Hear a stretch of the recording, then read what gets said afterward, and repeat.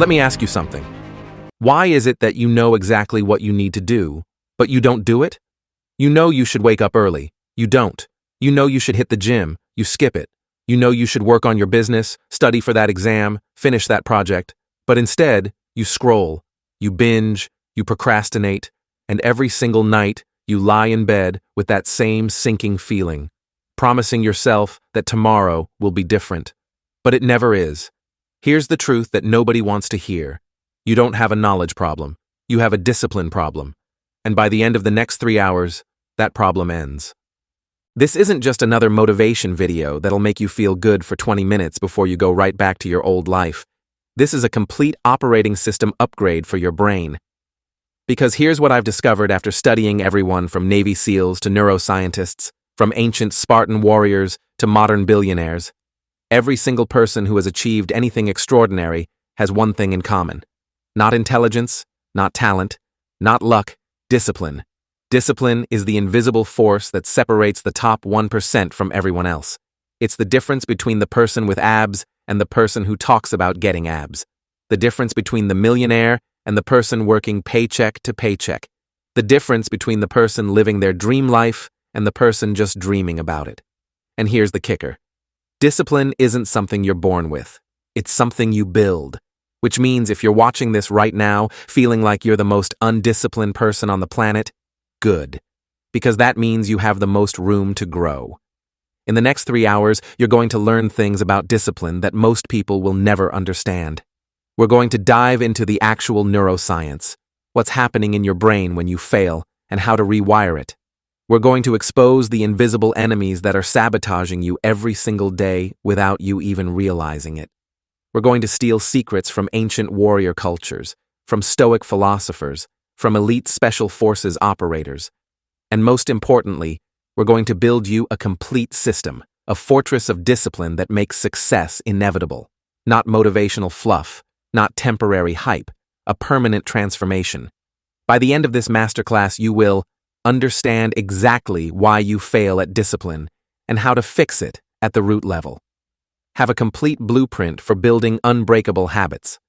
Know the ancient and modern strategies that create discipline on demand. Possess a 12-week protocol to completely transform your life, but I need to warn you about something.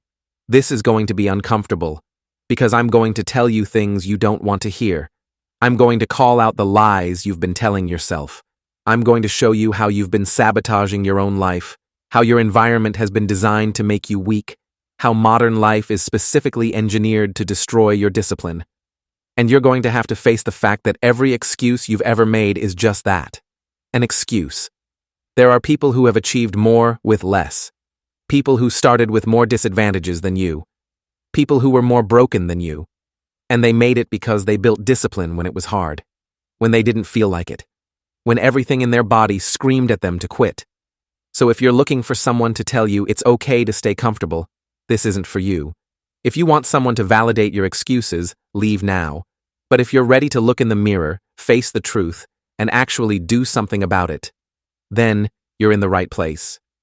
Here's something that's going to blow your mind.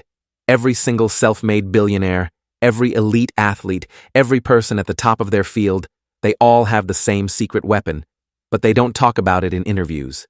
They don't put it in their books, because it's not sexy, it's not marketable. That secret weapon is boring, unglamorous, daily discipline. Jeff Bezos has a morning routine he follows religiously. Kobe Bryant was in the gym at 4 a.m. every single day. David Goggins runs ultramarathons in his free time just to stay uncomfortable. These people aren't more talented than you. They're more disciplined. And here's the part that should excite you. Discipline is the ultimate leverage point in life. It's the one skill that makes every other skill better. Want to build a business? You need discipline. Want to get in shape?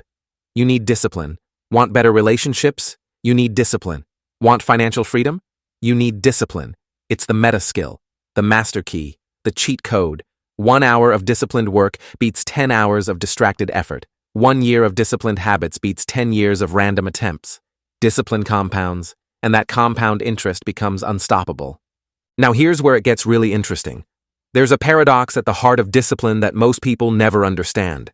Discipline doesn't restrict your freedom. Discipline creates freedom. Think about it. The person with no financial discipline is a slave to their credit card bills, to their job, to their mounting debt. They can't quit the job they hate. They can't travel. They can't take risks. They're trapped. The person with financial discipline? They have options. They have savings. They have investments. They have freedom. The person with no health discipline is a slave to their cravings, to their deteriorating body, to future medical problems. They can't keep up with their kids. They can't do the activities they want. Their energy is shot. They're trapped. The person with health discipline? They have energy. They have vitality. They can do whatever they want with their body. They have freedom. You see the pattern? Discipline. In the short term creates freedom in the long term. Lack of discipline in the short term creates slavery in the long term. You're going to suffer either way. That's the truth. You're either going to suffer the pain of discipline or you're going to suffer the pain of regret. But only one of those makes you stronger. So here's what's about to happen.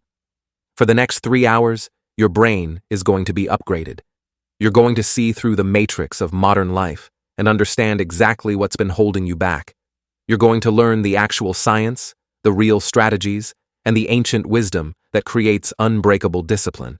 And then you're going to build a system that makes discipline automatic. No more relying on motivation. No more making promises you don't keep. No more being the person who tries but never succeeds. Starting right now, you become the person who does. The transformation starts now. Let's begin. 1. The deep science. What they never told you. The brain's dark secret. All right, let's get into the science that's going to change everything. Here's the uncomfortable truth. Your brain is actively working against you. And it's not your fault. Your brain isn't broken. It's doing exactly what it was designed to do. The problem? It was designed for a world that doesn't exist anymore.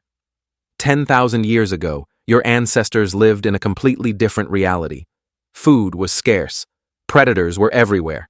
Energy conservation meant survival. So your brain evolved with one primary directive: conserve energy, seek comfort, avoid pain. That's it. That's the operating system you're running on. Back then, this kept you alive. If you saw a lion, your brain screamed, run. If you found berries, your brain screamed, eat everything now. You don't know when you'll find food again. But now, in the modern world, that same survival mechanism is destroying you. Your brain sees the gym as a threat, unnecessary energy expenditure. Your brain sees hard work as danger. Why tire yourself out when you could rest? Your brain sees delayed gratification as stupid. Why wait for a reward when you can have pleasure right now? You are running ancient software in a modern world, and it's glitching. Now let's talk about the chemical that's controlling your life. Dopamine. Dopamine is your brain's motivation molecule. It's what drives you to take action, to pursue rewards, to feel pleasure, and it's being weaponized against you. Every time you check your phone and see a notification, dopamine hit. Every time you scroll through social media and see something interesting, dopamine hit. Every time you eat junk food, watch porn, play video games, massive dopamine hits. Here's the problem. Your brain can't tell the difference between a real achievement and a fake one. It doesn't know that scrolling TikTok for 3 hours isn't the same as building something valuable. It just knows, oh, dopamine. This feels good. Do more of this. So you become addicted to cheap, easy dopamine. The quick hits, the instant gratification. And then, when you try to do something that requires real discipline, studying, working out, building a business, your brain says, wait, this is hard. This takes time. There's no immediate reward. Why are we doing this? Let's go back to the phone. That gives us dopamine now. Your dopamine system has been hijacked. And until you understand this, you'll never build real discipline. Tech companies know this. They have neuroscientists designing apps specifically to exploit your dopamine system, to make you addicted, to keep you scrolling. You're not weak. You're being psychologically manipulated by billion-dollar companies. But now that you know this, you can fight back. Here's the good news. The incredible, life-changing news. Your brain is plastic. Not plastic like a toy. Plastic as in changeable, moldable, rewirable. This is called neuroplasticity, and it's the most powerful concept you'll learn today. Every time you do something, you strengthen the neural pathways associated with that action. Every time you resist temptation, you strengthen your discipline circuits. Every time you do the hard thing, you literally change the physical structure of your brain. There have been brain scan studies on Buddhist monks who've meditated for thousands of hours. Their brains look different, physically different. Studies on London taxi drivers who memorized the entire city, the part of their brain responsible for spatial memory, literally bigger. Your brain adapts to what you do repeatedly. Right now, if you've been scrolling, procrastinating, giving in to temptation, your brain has wired itself for that. But the beautiful thing? It can be rewired. Every single time you choose discipline over comfort, you're not just accomplishing that task. You're rewiring your brain. You're making discipline easier next time. It's like a path through a forest. The first time you walk it, you have to push through bushes, step over rocks, clear branches. It's hard, but the more you walk that path, the clearer it becomes. Eventually, it's a smooth trail, easy to follow. That's what's happening in your brain right now. Every disciplined action is clearing the path, making it easier for next time. Let's talk about the specific part of your brain that controls discipline, the prefrontal cortex. This is the part of your brain right behind your forehead. It's the CEO of your brain, the adult in the room. It's responsible for planning for the future, controlling impulses, making rational decisions, overriding instant gratification. Basically, it's the only thing standing between you and your primitive impulses. Here's the problem. The prefrontal cortex is weak. It develops last. It's not fully mature until you're about 25 years old. It's easily overwhelmed by stress, lack of sleep, hunger, and emotional distress. And modern life is specifically designed to bypass it. Social media is engineered to hit your limbic system, your emotional, impulsive brain, directly. It bypasses your rational prefrontal cortex completely. That's why you can open Instagram just for a second, and suddenly an hour has disappeared. Your prefrontal cortex never had a chance. But here's what's exciting. You can strengthen your prefrontal cortex. Just like a muscle, the more you use it, the stronger it gets. Every time you resist a temptation, do something you don't feel like doing, delay gratification, make the harder choice, you're doing reps for your prefrontal cortex. You're making it stronger. People with strong discipline aren't superhuman. They just have a well-trained prefrontal cortex. And you're about to train yours. Now I need to destroy a myth that's probably ruining your life. Motivation is not your friend. I know. Everyone's obsessed with motivation. Get motivated. Stay motivated. Find your motivation. But here's the truth. Motivation is an emotion, and emotions are unreliable. Some days you feel motivated. Some days you don't. You can't control it. If you rely on motivation, you're building your life on quicksand. Think about it. Do you think Navy SEALs feel motivated every single morning when they wake up at 4 a.m. to train? Do you think Olympic athletes feel motivated for every single training session? Do you think successful entrepreneurs feel motivated for every single task they have to do? Hell no. They do it anyway. Because they have discipline. Discipline is doing it when you don't feel like it. When you're tired. When you're stressed. When you're unmotivated. Discipline is freedom from your emotions. Motivated people are slaves to their feelings. They only act when they feel good. Disciplined people are free. They act regardless of how they feel. Here's the mindset shift you need to make right now. Stop waiting to feel motivated. Stop looking for inspiration. Stop trying to get in the mood. Just do it, regardless of how you feel. Because here's the secret. Action creates motivation, not the other way around. You don't feel like going to the gym, but you go anyway. 5 minutes in, you feel great. You don't feel like working, but you start anyway. 10 minutes in, you're in flow state. Motivation follows action, not the other way around. Now let's talk about something controversial. Willpower. For years, scientists told us that willpower is like a battery. You have a limited amount each day, and when it runs out, you're done. This is called ego depletion. But recent studies have challenged this. Some researchers now believe that ego depletion is actually just a belief, that if you believe your willpower is limited, it becomes limited. So what's the truth? Here's what I've found. Both are partially right. Yes, your capacity for self-control does get depleted throughout the day, especially if you're making too many decisions, dealing with too much stress, or running on no sleep. But also, yes, your beliefs about willpower matter enormously. If you believe, I'm just not a disciplined person, you won't be.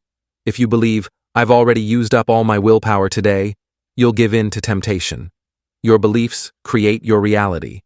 So here's the practical takeaway. Treat willpower like a resource, but a renewable one. Don't make a million decisions every day. Automate the small stuff. Create routines. Eliminate decision fatigue. But also don't use "I'm out of willpower" as an excuse. Because you're not out. You just think you are.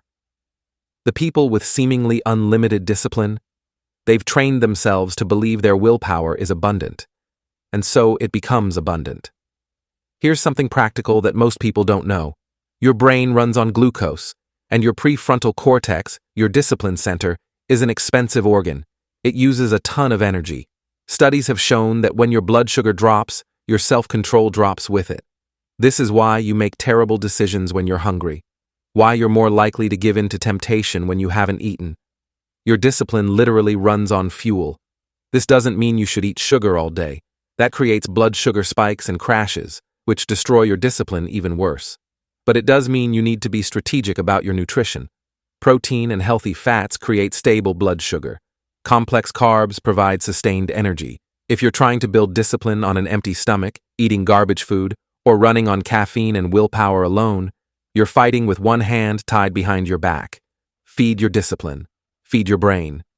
We'll get deeper into nutrition strategies later, but for now, just understand. Discipline isn't just mental. It's biological. You need to optimize your biology to maximize your discipline.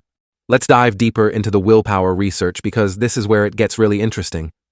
Stanford psychologist Carol Dweck did something brilliant. She tested whether ego depletion, the idea that willpower runs out, was real or just a belief. She took two groups of people and had them complete a difficult task that required self-control. Then she gave them a second task. But before the second task, she told one group, willpower is a limited resource. That first task probably drained you.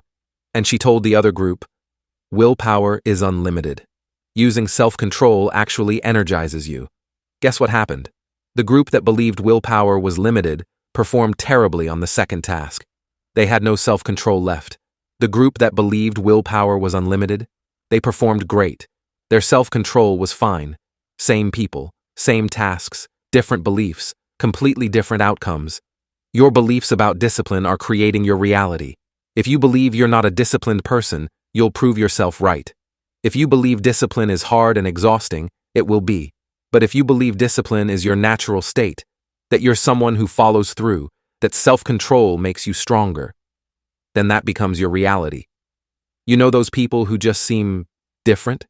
They wake up at 5 a.m. every day. They never miss a workout. They're always productive. They never seem to struggle with discipline. What's their secret? Here's the truth. They've built systems, not willpower. They're not using more self-control than you. They've just structured their life so they need less self-control. Their environment makes good decisions automatic and bad decisions difficult. They have routines so strong that discipline becomes default. They've trained their identity so thoroughly that disciplined action feels natural. It's not that they're more motivated. It's that they've removed the need for motivation. Think about brushing your teeth. You don't need motivation to brush your teeth. You don't need discipline. You just do it. It's automatic. That's what these people have done with everything else in their life. And that's what we're going to build for you. But there's also another factor: genetics and upbringing. Some people were raised in disciplined environments. Their parents modeled discipline. They learned it young. Some people have genetic variations that make self-control slightly easier. But here's the crucial point. Even if you didn't start with these advantages, you can build them now. Your brain is plastic. Your habits can be rewired. Your identity can be rebuilt. You're not doomed. You're just starting from a different place. And honestly, that makes your eventual success even more impressive. Here's something fascinating that nobody talks about. Different cultures have wildly different approaches to discipline. Eastern cultures, Japan, Korea, China, tend to emphasize discipline from childhood. There's a cultural value placed on self-control, delayed gratification, and collective responsibility. Western cultures, especially America, tend to emphasize individual freedom, self-expression, and following your passion. Neither is better or worse, but they create different outcomes. Studies show that Asian students tend to have higher self-control and better academic discipline, but Western students tend to be more creative and innovative. The point? Discipline is partially cultural programming. If you grew up in a culture or family that didn't value discipline, you weren't taught the skills. But you can learn them now. You can adopt the best parts of any culture's approach to discipline. The Spartan warrior mentality, the Zen monk's mindfulness, the Navy SEAL's mental toughness. You're not locked into the programming you received. You can reprogram yourself with the best operating systems from across history and across cultures. Let's talk about the elephant in the room that's destroying everyone's discipline. Sleep. If you're not sleeping enough, you might as well not even try to build discipline. You're fighting a losing battle. Here's what happens when you're sleep deprived. Your prefrontal cortex, your discipline center, essentially goes offline. Brain scans show it looks similar to someone who's intoxicated. Your amygdala, your emotional impulsive brain, goes into overdrive. You become 60% more emotionally reactive. Your ability to resist temptation drops by over 30%. Navy SEAL training specifically uses sleep deprivation as one of the hardest parts of selection. Because when you're exhausted, discipline becomes almost impossible. Most people are trying to build discipline on 5 to 6 hours of sleep. It's like trying to run a marathon with a broken leg. You need 7 to 9 hours. Non-negotiable. If you're serious about discipline, sleep becomes your top priority. Not after you finish everything else. Not if you have time. Sleep is the discipline that enables all other discipline. We'll cover sleep protocols in detail later, but for now, just understand. Fix your sleep, or nothing else will work. Here's something most people never consider. Your hormones control your discipline more than your mindset. Testosterone. Low testosterone correlates with low motivation, low energy, and low discipline. This affects both men and women, though men are hit harder. Cortisol. Chronic stress elevates cortisol, which destroys your prefrontal cortex function. You literally become less capable of self-control. Insulin. Poor blood sugar regulation from bad diet creates energy crashes and brain fog, making discipline nearly impossible. Thyroid hormones. If your thyroid is off, you'll feel exhausted and unmotivated no matter how much you try to push through. This is why some people say, just try harder, and it doesn't work. Because if your hormones are out of whack, willpower alone won't cut it. The good news? All of these can be optimized. Exercise raises testosterone. Stress management lowers cortisol. Proper diet regulates insulin. Sleep supports thyroid function. Discipline isn't just about mental toughness. It's about biological optimization. If you've been struggling with discipline for years and nothing seems to work, get your hormones checked. You might be fighting with a biological handicap. This is going to sound crazy, but stay with me. Your gut bacteria affects your discipline. Your gut produces 95% of your body's serotonin and about 50% of your dopamine. These are the neurotransmitters that control your mood, motivation, and self-control. If your gut microbiome is messed up, from processed food, antibiotics, chronic stress, your discipline suffers. Studies have shown that gut bacteria can literally influence decision-making. Mice with unhealthy gut bacteria make more impulsive choices. Humans with poor gut health show reduced self-control and increased anxiety. This is why eating clean isn't just about vanity or health. It's about mental performance. When you eat processed junk, you're not just hurting your body, you're sabotaging your discipline at the biological level. Your gut is your second brain, and it's voting on every decision you make. Feed it well, and it supports your discipline. Feed it garbage, and it sabotages you. Last hidden variable, your circadian rhythm. Your body has a natural clock. Certain times of day, your discipline and willpower are stronger. For most people, willpower peaks in the morning. Your prefrontal cortex is fresh. Decision-making is sharpest mid-morning. Discipline drops in the afternoon, the post-lunch dip. Evening is when most people break their diets and routines. This is why successful people do their hardest work in the morning. Not because they're morning people, because that's when your biology gives you the most discipline. If you're trying to start a new difficult habit at 9 p.m. when your willpower is depleted, you're setting yourself up to fail. Work with your biology, not against it. Schedule your most important, discipline-requiring tasks for when your brain is strongest. Save the easy, automatic stuff for when you're tired. All right, so now you understand what's really happening. Your brain is running ancient software in a modern world. Your dopamine system has been hijacked. Your discipline is being sabotaged by sleep, hormones, diet, and timing. But here's the good news. Now that you know the enemy, you can fight back. And you're not just fighting blindly. You're armed with neuroscience. You understand how your brain works, how to rewire it, how to optimize it. But understanding the science isn't enough. Because there are invisible enemies all around you, actively destroying your discipline every single day. It's time to expose them. Let's talk about the dark side. Part 2. The dark side. Your invisible enemies. The digital discipline apocalypse. All right, it's time to expose the truth that Silicon Valley doesn't want you to know. Your phone is designed to destroy your discipline. Not accidentally, not as a side effect. Deliberately, intentionally, strategically. Tech companies have hired armies of neuroscientists, behavioral psychologists, and addiction specialists for one purpose: to make their apps as addictive as humanly possible. They've spent billions of dollars studying your brain to figure out how to hijack it, and they've succeeded. Let me tell you how they do it. First, infinite scroll. You know how you can scroll through TikTok, Instagram, Twitter forever and never reach the end? That's not an accident. That's called a bottomless bowl. There's a famous study where researchers gave people soup in a bowl that secretly refilled itself from the bottom. The people eating from this bowl consumed 73% more soup than people with normal bowls. Why? Because they never got a signal that they were done.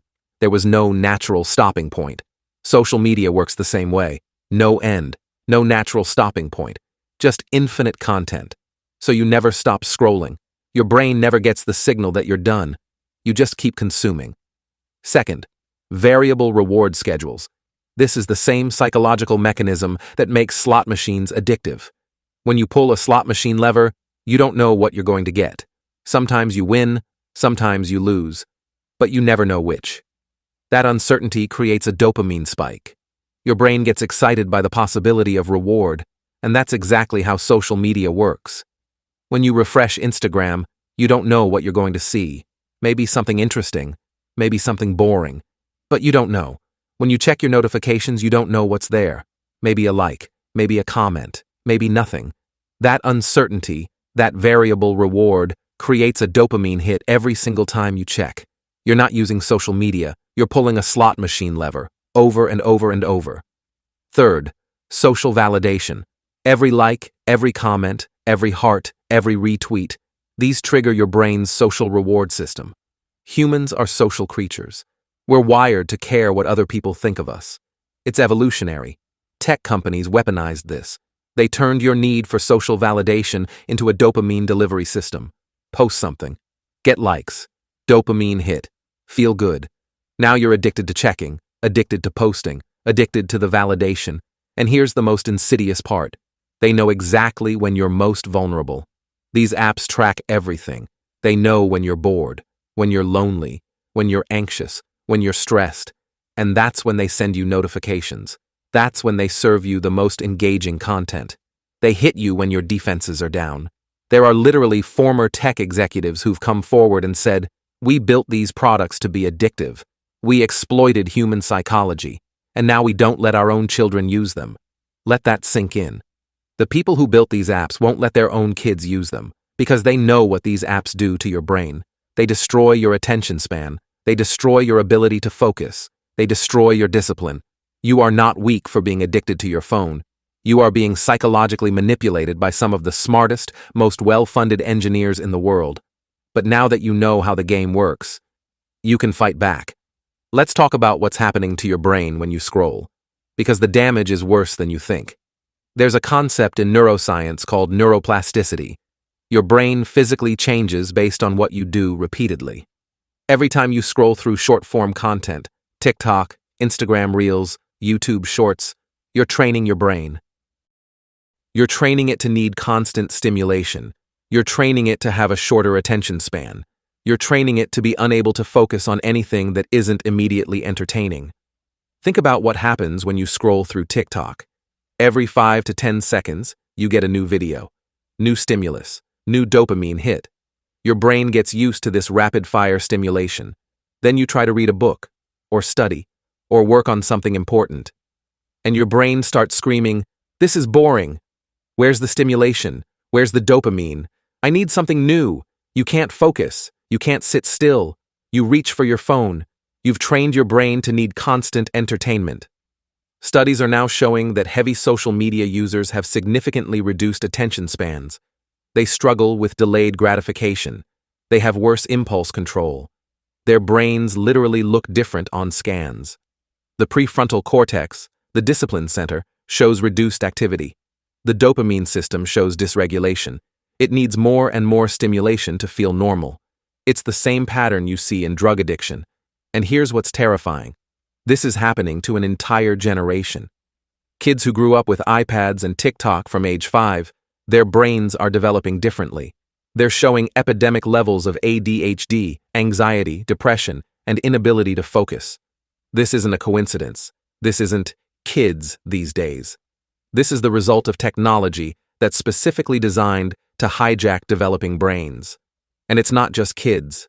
Adults are affected too.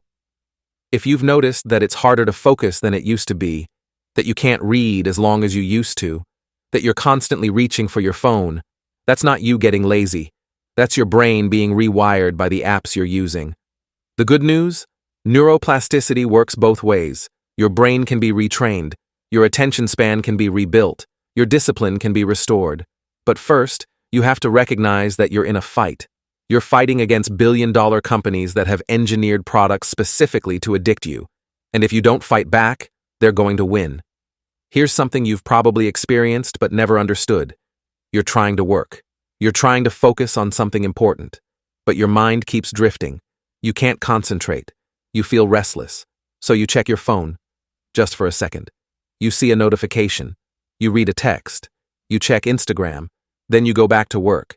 And now, you can't focus at all. Your concentration is completely gone. What just happened? It's called attention residue. When you switch tasks, especially when you check your phone, part of your attention stays stuck on the thing you just looked at. A researcher named Sophie Leroy studied this. She found that when you switch from task A to task B, your brain doesn't fully switch. Part of your attention, your cognitive resources, stays attached to task A.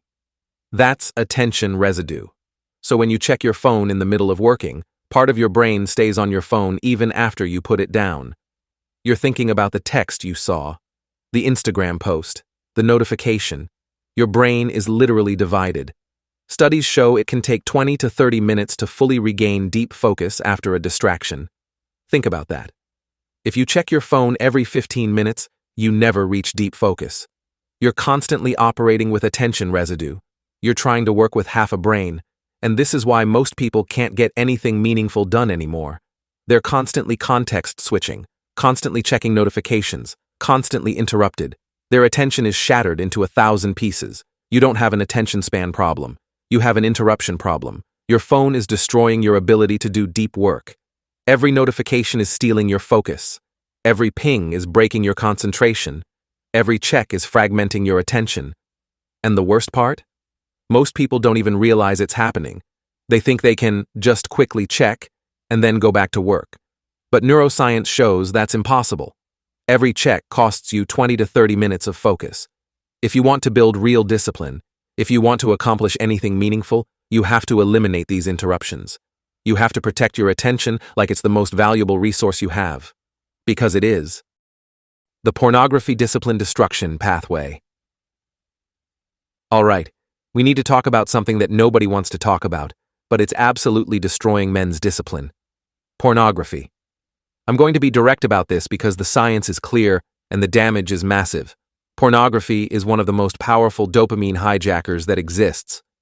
When you watch porn, your brain gets flooded with dopamine, far more than it would get from natural sexual experiences. Your brain wasn't designed for this level of stimulation. It's like injecting cocaine directly into your dopamine system. And just like with drugs, your brain adapts. It builds tolerance. It needs more and more extreme content to get the same dopamine hit. This is why people who watch porn regularly end up going down darker and darker rabbit holes. It's not a moral failure. It's neurological adaptation. But here's what's really destroying your discipline. When you flood your dopamine system with artificial supernormal stimuli like porn, you desensitize your reward system. Normal rewards, like accomplishing a goal, finishing a project, having a real conversation, they don't release enough dopamine anymore. They feel boring, unrewarding, not worth the effort, so you stop pursuing them. Your motivation disappears, your drive vanishes, your discipline collapses. Studies show that men who regularly consume pornography have lower motivation and drive, reduced ability to pursue long-term goals, increased anxiety and depression, worse impulse control, erectile dysfunction, even in young men, relationship problems. And the most insidious part? It's completely normalized. Nobody talks about how porn is destroying an entire generation of men's ability to function. If you want to build real discipline, if you want to accomplish anything significant in your life, you have to address this. I'm not going to preach morality. I'm telling you the neuroscience. Porn destroys your dopamine regulation, and dopamine regulation is the foundation of discipline. We'll talk about how to break free from this later, but for now, you need to understand, this is one of the biggest invisible enemies destroying your discipline. Gaming and instant gratification, rewiring. Let's talk about video games. Now, I'm not going to say all gaming is bad. There are benefits to gaming, problem solving, hand-eye coordination, social connection. But let's be honest about what modern gaming does to your dopamine system.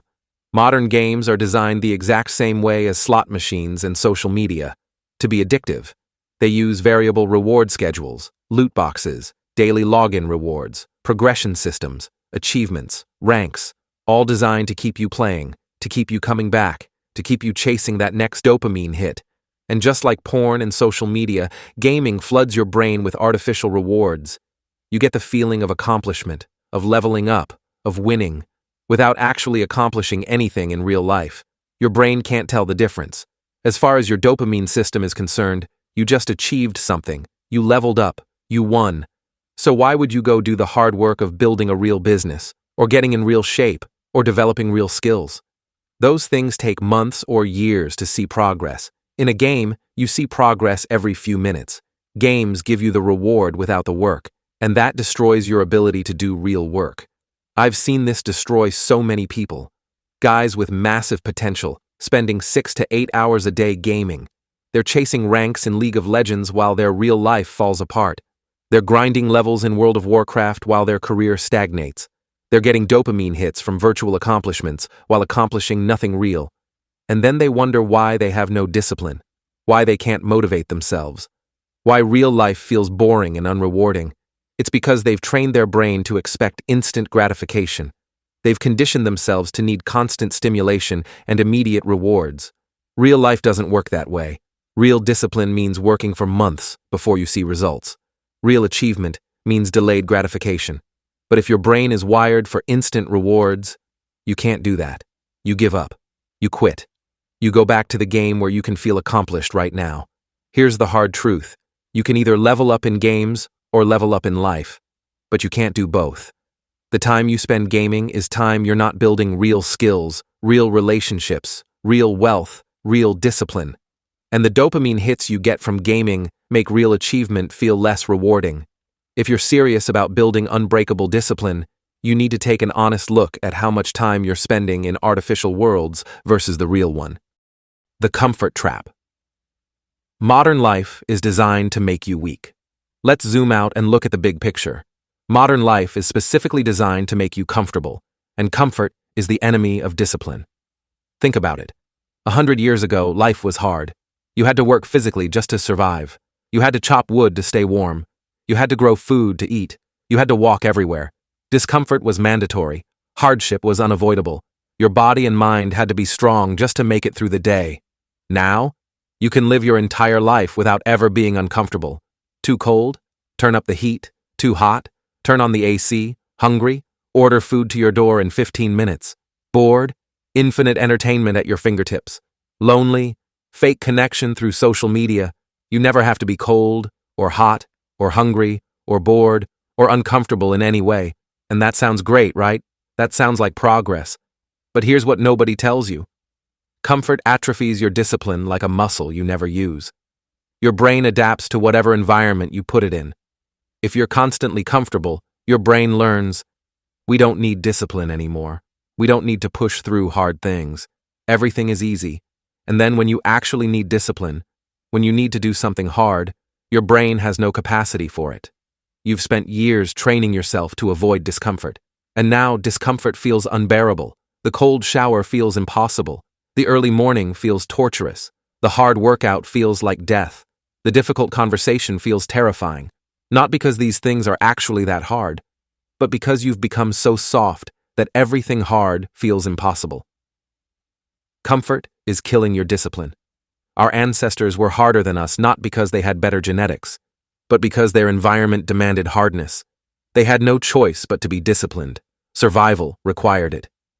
You can survive being completely undisciplined. You can coast through life in comfort, but you can't achieve anything great that way. Greatness requires discomfort. Excellence requires hardship. Discipline requires resistance. And modern life is designed to remove all resistance. Temperature, convenience, and discipline. Atrophy. Let me give you specific examples of how comfort destroys you. Temperature. Your ancestors dealt with temperature extremes every single day. Cold winters, hot summers, no climate control. Their bodies had to adapt. Their metabolism stayed high. Their mitochondria stayed strong. Their discomfort tolerance stayed elevated. You live in a perfect 72-degree bubble. Your car is climate controlled. Your home is climate controlled. Your office is climate controlled. You never experience real cold or real heat. And studies show this is making you weaker. Cold exposure has massive benefits.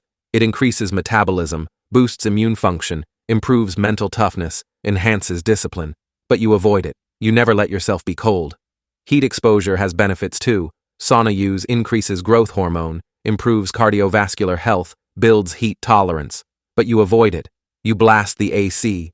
You're living in such a narrow comfort zone that your body has no resilience. The moment it gets slightly uncomfortable, you panic. You adjust. You make it comfortable again. You're training yourself to be unable to tolerate any discomfort. Convenience. Everything is convenient now. Too convenient. Groceries delivered to your door. Entertainment streamed instantly. Questions answered by AI in seconds. You never have to wait for anything. You never have to work for anything. You never have to be patient. And that's destroying your ability to delay gratification. Your brain is being trained. I want it. I get it. Immediately. So when you need to work toward a long-term goal, something that takes months or years, your brain can't handle it. It wants results now. It can't tolerate the delay. Convenience is killing your patience. And patience is a core component of discipline. Physical softness. You sit all day. You never lift anything heavy. You never run. You never climb. You never use your body the way it was designed. Your muscles atrophy. Your cardiovascular system weakens. Your bones become brittle. And your mind follows your body. When your body is soft, your mind becomes soft. When your body is weak, your discipline becomes weak. The ancient Greeks understood this. A sound mind in a sound body.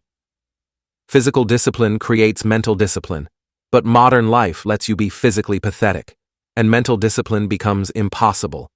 Why ancient humans had more discipline than you.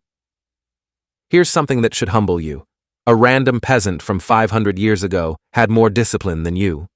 Not because they were morally superior, not because they were smarter or more motivated, but because their environment demanded it.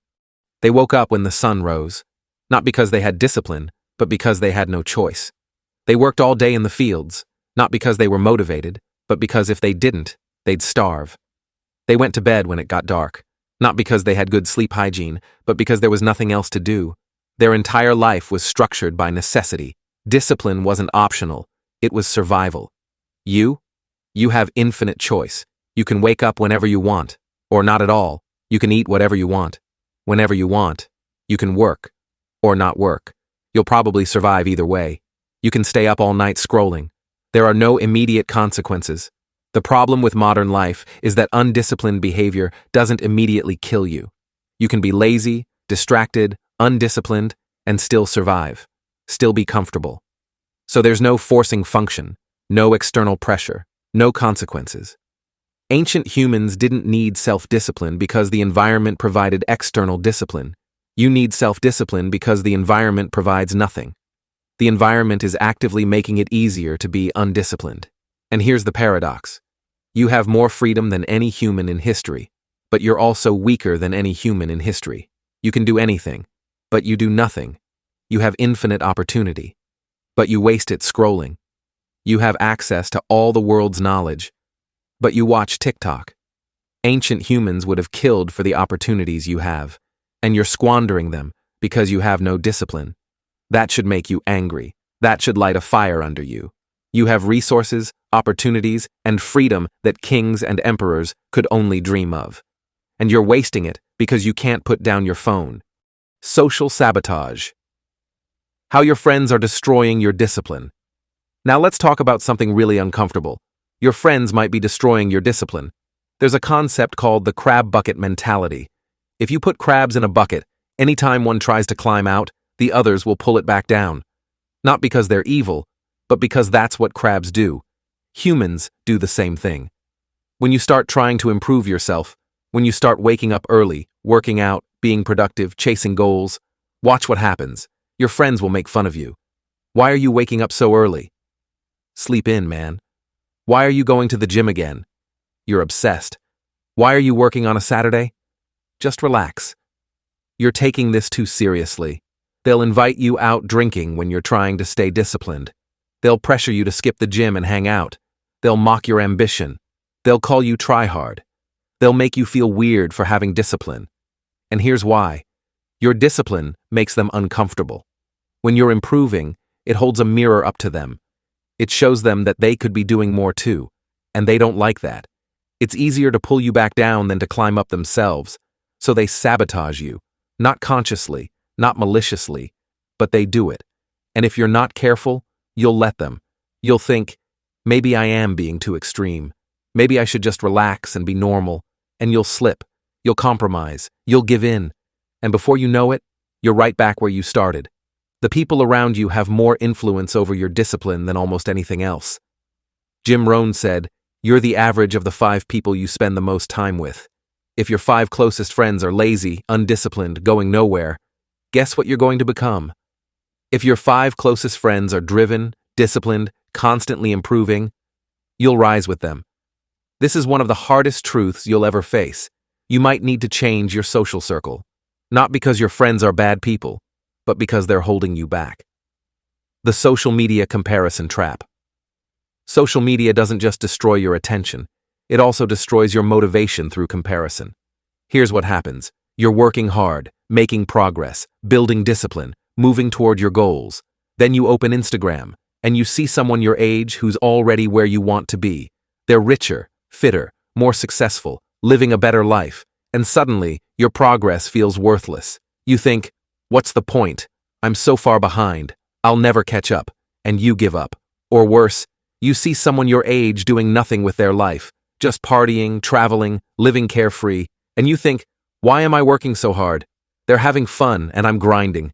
Maybe I'm the idiot. And you give up. Social media creates a comparison trap that destroys motivation from both directions. If you see someone doing better than you feel inadequate. If you see someone doing worse than you but having more fun, you feel like a sucker. Either way, you lose motivation. Either way, your discipline suffers. And here's the worst part. What you're seeing isn't even real. Social media is highlight reels. It's edited. It's curated. It's fake. That person who looks like they have it all figured out, they're probably miserable. That person who looks like they're having endless fun, they're probably broke and directionless. You're comparing your behind the scenes to everyone else's highlight reel, and it's destroying you. The solution? Stop comparing yourself to others. Compare yourself to who you were yesterday. Are you better than you were last week, last month, last year? That's the only comparison that matters. Everyone else's journey is irrelevant to yours. Breaking free from the mediocrity collective. Here's the brutal truth about society. Most people are mediocre, and they want you to be mediocre too, not because they're evil, but because your excellence makes them uncomfortable.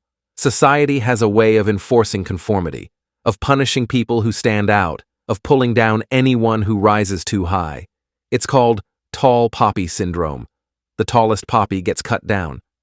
When you start building real discipline, when you start achieving real success, people will try to bring you back to their level. They'll call you extreme, obsessed, too intense, unbalanced. They'll say you're sacrificing your happiness, that you're missing out on life, that you need to relax. What they really mean is, you're making me feel bad about myself. Stop. And if you listen to them, you'll stay average forever. Because here's the secret. Excellence is not normal. Discipline is not normal. Success is not normal. Normal is scrolling for hours. Normal is being out of shape. Normal is living paycheck to paycheck. Normal is having no goals and no discipline. If you want to be extraordinary, you have to be willing to be abnormal. You have to be willing to be the weirdo who wakes up at 5 a.m., the try-hard who actually works on their goals, the extreme one who doesn't compromise their discipline. You have to be willing to stand apart from the mediocrity collective. And that means you might lose friends, you might lose relationships, you might become the odd one out, but that's the price of excellence. You can have comfort and acceptance from mediocre people, or you can have discipline and achievement. But you can't have both. Choose wisely. So now you see the full battlefield. You're not just fighting yourself. You're fighting billion-dollar tech companies engineered to addict you. You're fighting a modern environment designed to make you comfortable and weak. You're fighting social pressure to stay mediocre. The enemy is everywhere, and most people don't even realize they're under attack. But you do now. You see the invisible enemies. You understand how they're sabotaging you, and that awareness is the first step to freedom. But awareness alone isn't enough. Now we need to rebuild. We need to forge a new identity. Because the person you've been, the person shaped by these invisible enemies, that person can't build the discipline you need. You need to become someone new. It's time for the identity revolution. Part 3. The Identity Revolution. Becoming versus trying. The Spartan identity versus gym membership mentality. All right, everything changes right now, because I'm going to show you the single most powerful shift you can make to build unbreakable discipline. It's not a hack. It's not a technique. It's not a system. It's an identity shift. Let me show you what I mean. There are two types of people trying to get in shape. Type 1. I'm trying to go to the gym more. I want to work out. I should exercise. Type 2. I'm an athlete. I train. This is what I do. Same goal, same activity, completely different identity. Type 1 has a gym membership mentality. They're trying to be something they're not. Type 2 has a Spartan identity. They are what they do. Guess which one succeeds? When Type 1 doesn't feel like going to the gym, they skip it. Because they're trying to be fit. It's not who they are. When Type 2 doesn't feel like training, they go anyway. Because that's who they are. Athletes train. That's what they do. See the difference? Type 1 is doing. Type 2 is being. And this distinction is everything. James Clear talks about this in Atomic Habits. He says, the ultimate form of intrinsic motivation is when a habit becomes part of your identity. When discipline becomes part of who you are, not just what you do, everything changes. You stop relying on motivation. You stop needing willpower. You just do it because it's who you are. A Spartan warrior didn't wake up every morning and ask himself, do I feel like training today? That question didn't exist. Training wasn't optional. It wasn't a choice. It was identity. I am a warrior. Warriors train. Therefore, I train. That's the level of identity integration you need to build unbreakable discipline. Not, I'm trying to be disciplined, but I am disciplined. This is who I am.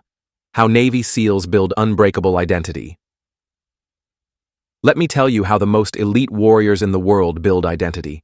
Navy SEAL training BUD/S is designed to break people. Over 75% of candidates quit, not because they're not physically capable. Most of them are incredibly fit athletes. They quit because of identity failure. They haven't fully committed to the identity of I am a SEAL. They're still thinking, I'm trying to become a SEAL. That one word, trying, creates an escape hatch. It creates the possibility of quitting. The people who make it through, they've completely integrated the identity before they even show up. They don't think, I'm trying to become a SEAL. They think, I am a SEAL. This training is just the formality. When Hell Week comes, 5.5 days of continuous training with almost no sleep, the people who quit are the ones still questioning their identity. Can I really do this? Am I really cut out for this? Maybe I should quit. The people who succeed, they never ask those questions. I'm a SEAL. SEALS, don't quit. Therefore, I don't quit. It's not about toughness, it's about identity. And the instructors know this. That's why they're constantly asking, who are you? What are you? They're forcing candidates to either claim the identity or admit they don't have it. Most people go through life never fully claiming an identity. They're trying to be successful, trying to be fit, trying to be disciplined. But trying is not being. And until you shift from trying to being, you'll never have real discipline. You need to ask yourself right now, who are you? Not who are you trying to be? Not who do you want to be? Who are you? If you're not sure, then that's your problem. You haven't chosen an identity yet. And until you do, discipline will always be a struggle. Your current identity is a prison. Here's something that might hurt to hear. Your current identity is holding you prisoner. Every habit you have, every pattern you repeat, every behavior you can't seem to change, it's all downstream from your identity. You're not undisciplined because you lack willpower. You're undisciplined because undisciplined is part of your identity. Maybe you tell yourself, I'm just not a morning person. That's identity. And as long as that's your identity, you'll never wake up early. Maybe you tell yourself, I've never been athletic. That's identity. And as long as that's your identity, you'll never build the body you want. Maybe you tell yourself, I'm just naturally lazy. That's identity. And as long as that's your identity, you'll never be productive. Your identity is a set of beliefs about who you are, and you will always act in alignment with those beliefs, even when you consciously want to change, even when you try to force yourself to be different. Your subconscious identity will pull you back. It's like a rubber band. You can stretch yourself in a new direction, but eventually, the rubber band snaps you back to who you believe you are. This is why New Year's resolutions fail. People try to change their behavior without changing their identity. I'm going to go to the gym every day. But they still see themselves as someone who's out of shape, someone who's not athletic, someone who doesn't work out. So the behavior doesn't stick. The identity pulls them back. If you want permanent change, you need to change your identity first, not your habits, not your routines, your identity. Because once your identity changes, the habits follow automatically, breaking free from your old identity. So how do you break free from your old identity? First, you need to recognize that your current identity was programmed into you. You didn't choose it consciously.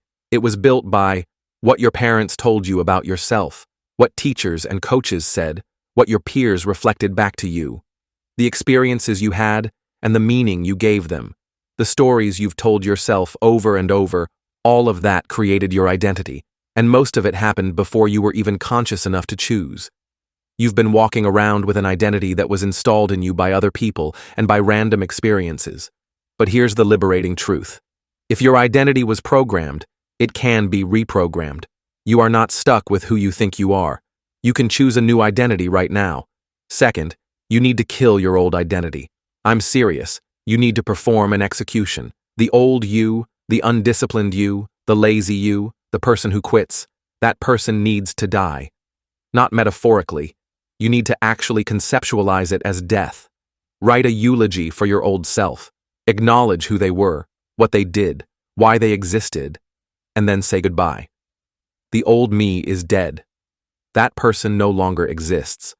I am someone new now. This might sound dramatic. Good. It should be dramatic. Because you're not making a small change. You're undergoing a complete transformation, and transformation requires death and rebirth. Third, you need to claim your new identity with absolute conviction. Not, I want to be disciplined. Not, I'm trying to be disciplined. I am disciplined. Say it out loud. Write it down. Declare it. I am disciplined. I am someone who does what needs to be done. I am someone who follows through. I am someone who doesn't quit. At first, it will feel like a lie. Your brain will resist. It will say, but that's not true. You're not disciplined. Look at your history. Ignore that voice. You're not lying. You're declaring who you're becoming. And the more you declare it, the more it becomes true. The past version, assassination technique. Here's a powerful technique I learned from studying high performers. The past version, assassination. This is how you permanently separate yourself from your old identity. Here's how it works. Every time you're tempted to act like your old self, to be lazy, to quit, to give in. You say, that's what the old me would do, but I'm not that person anymore. That person is dead. Every time you catch yourself making an excuse, the old me made excuses. The new me takes responsibility. Every time you want to hit snooze, the old me hits snooze. The new me gets up. Every time you want to skip the gym, the old me skipped workouts. The new me never misses. You're creating a clear dividing line between who you were and who you are now. And every time you choose the new identity over the old one, you're reinforcing the transformation. You're proving to yourself, I really am different now. This technique is incredibly powerful because it makes every choice a referendum on your identity. It's not just, should I go to the gym or not? It's, am I the old me or the new me? And when you frame it that way, the choice becomes obvious. The old you is dead, you're not going back. Burning the bridges, the no plan B approach. Now I'm going to tell you something that separates people who transform from people who just talk about it. You need to burn the bridges. You need to eliminate the possibility of going back to your old life. Most people keep a safety net. They keep plan B. They leave themselves an escape route. I'll try this discipline thing, but if it doesn't work out, I can always go back to my old life. That's a death sentence for transformation. Because the moment things get hard, and they will get hard, you'll retreat to plan B. You'll go back to your old identity, your old habits, your old life. The people who succeed are the people who burn the ships. There's a famous story about Hernán Cortés.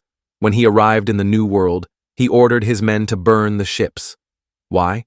So there was no possibility of retreat, no possibility of going home.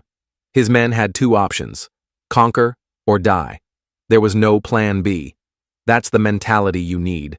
Tell people about your transformation. Make it public. Create accountability. Get rid of the stuff from your old life. Delete the apps. Throw out the junk food. Remove the temptations. Cut off relationships that pull you back to your old identity. Commit so fully that going back isn't an option.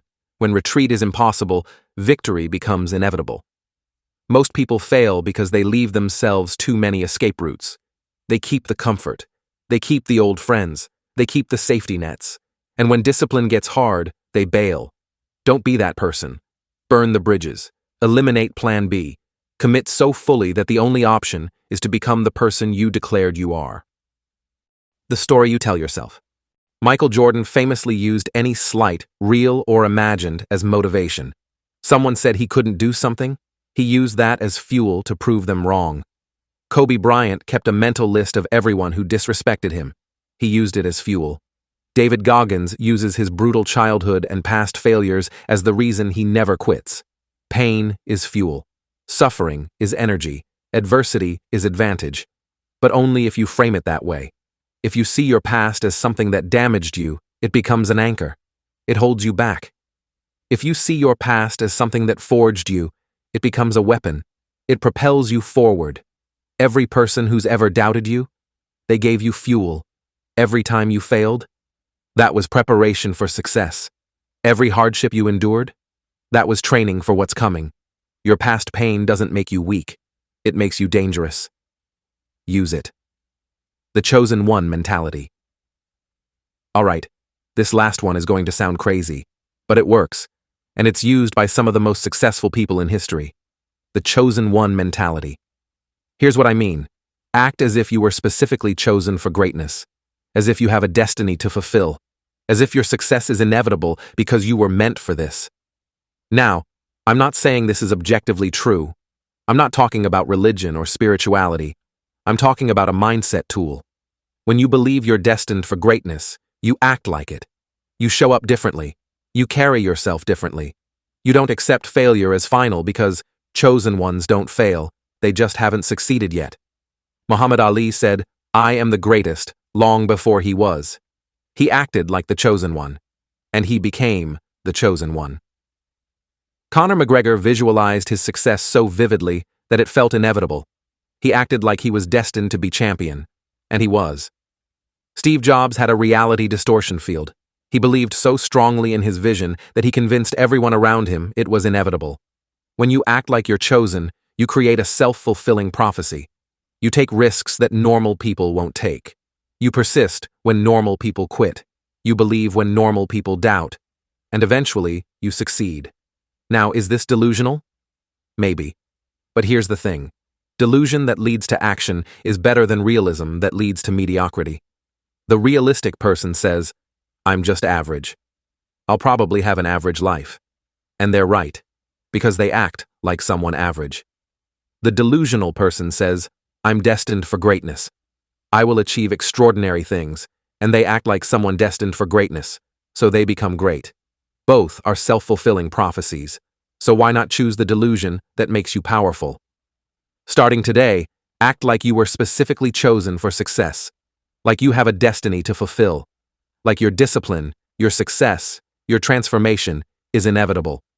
Not because it's objectively true, but because believing it makes it true. All right, so you've now undergone the identity revolution. You understand that you're not trying to become disciplined, you are disciplined. You've killed your old identity and claimed your new one. You've rewritten your story from victim to warrior. You're using your past pain as fuel. You're acting like someone chosen for greatness. Your identity has been rebuilt. But identity alone isn't enough. Because your environment is still designed to make you fail. Your daily life is still structured for the old you. And if you don't change your environment will change you back. It's time to build the system. It's time to create a fortress of discipline that makes success inevitable. Let's talk about architecture. Michael Jordan famously used any slight, real or imagined, as motivation. Someone said he couldn't do something. He used that as fuel to prove them wrong. Kobe Bryant kept a mental list of everyone who disrespected him. He used it as fuel. David Goggins uses his brutal childhood and past failures as the reason he never quits. Pain is fuel. Suffering is energy. Adversity is advantage. But only if you frame it that way. If you see your past as something that damaged you, it becomes an anchor. It holds you back. If you see your past as something that forged you, it becomes a weapon. It propels you forward. Every person who's ever doubted you, they gave you fuel. Every time you failed, that was preparation for success. Every hardship you endured, that was training for what's coming. Your past pain doesn't make you weak. It makes you dangerous. Use it. The chosen one mentality. All right, this last one is going to sound crazy, but it works, and it's used by some of the most successful people in history. The chosen one mentality. Here's what I mean. Act as if you were specifically chosen for greatness, as if you have a destiny to fulfill, as if your success is inevitable because you were meant for this. Now, I'm not saying this is objectively true. I'm not talking about religion or spirituality. I'm talking about a mindset tool. When you believe you're destined for greatness, you act like it. You show up differently. You carry yourself differently. You don't accept failure as final because chosen ones don't fail, they just haven't succeeded yet. Muhammad Ali said, "I am the greatest," long before he was. He acted like the chosen one, and he became the chosen one. Conor McGregor visualized his success so vividly that it felt inevitable. He acted like he was destined to be champion, and he was. Steve Jobs had a reality distortion field. He believed so strongly in his vision that he convinced everyone around him it was inevitable. When you act like you're chosen, you create a self-fulfilling prophecy. You take risks that normal people won't take. You persist when normal people quit. You believe when normal people doubt. And eventually, you succeed. Now, is this delusional? Maybe. But here's the thing. Delusion that leads to action is better than realism that leads to mediocrity. The realistic person says, I'm just average. I'll probably have an average life. And they're right, because they act like someone average. The delusional person says, I'm destined for greatness. I will achieve extraordinary things, and they act like someone destined for greatness, so they become great. Both are self-fulfilling prophecies, so why not choose the delusion that makes you powerful? Starting today, act like you were specifically chosen for success, like you have a destiny to fulfill, like your discipline, your success, your transformation is inevitable. Not because it's objectively true, but because believing it makes it true. All right, so you've now undergone the identity revolution. You understand that you're not trying to become disciplined, you are disciplined. You've killed your old identity and claimed your new one. You've rewritten your story from victim to warrior. You're using your past pain as fuel. You're acting like someone chosen for greatness. Your identity has been rebuilt. But identity alone isn't enough. Because your environment is still designed to make you fail. Your daily life is still structured for the old you. And if you don't change your environment will change you back. It's time to build the system. It's time to create a fortress of discipline that makes success inevitable. Let's talk about architecture. Part 4. Building the system. The discipline architecture. Environment design principles. All right, let's get tactical. You've rebuilt your identity. You know who you are now. But here's the problem. Your environment still reflects the old you. Your room is set up for the undisciplined version of you. Your phone is loaded with apps that destroy your focus. Your kitchen is filled with food that makes you weak. Your daily routine is structured for someone with no goals. If you don't change your environment will drag you back to who you were. This is why most people fail at transformation. They change their mindset, but not their environment. An environment always wins. There's a concept in psychology called choice architecture. It means the way your environment is designed determines the choices you make. If there's junk food on your counter, you'll eat junk food. Not because you're weak, because it's there. If your phone is next to your bed, you'll check it first thing in the morning. Not because you lack discipline, because it's within reach. If your gym bag isn't packed and ready by the door, you'll skip the gym. Not because you don't want to go, because the friction is too high. Your environment is either working for you or against you. There is no neutral. Right now, it's probably working against you. So we're going to redesign it completely. We're going to build a fortress. An environment so optimized for discipline that success becomes inevitable. Here are the principles. Principle 1. Make good behavior inevitable and bad behavior impossible. Remove temptation. Remove friction from good habits. Add massive friction to bad habits. Principle 2. Design for your weakest moment, not your strongest. Don't design for motivated you. Design for tired, stressed, weak you. Because that's when you need the environment most. Principle 3. Optimize for systems, not willpower. Willpower is limited. Systems are unlimited. Build systems that run automatically. Principle 4. Control your inputs. Control your outputs. What enters your environment, food, media, people, information, determines what comes out of you. Let's build this fortress. The one-room rule. Command your space. Let's start with your physical environment. Your room. I want you to look around your room right now. What do you see? Is it messy? Cluttered? Disorganized? Are there clothes on the floor? Dishes on the desk? Junk piled up? Your external environment reflects your internal state. A chaotic room creates a chaotic mind. A disciplined room creates a disciplined mind. This isn't woo-woo. This is neuroscience. Studies show that cluttered environments increase cortisol, stress hormone, decrease focus, and impair decision-making. Clean, organized environments reduce stress, increase productivity, and improve self-control. Your room is either supporting your discipline or destroying it. So here's the rule, the one-room rule. You must have complete command over at least one space, one room, one area. This is your fortress, your base, your sanctuary, and it must be completely optimized for discipline. Here's what that means. 1. Nothing in your room that doesn't serve a purpose. No junk, no clutter, no distractions. If it doesn't help you sleep, work, or improve, it doesn't belong. 2.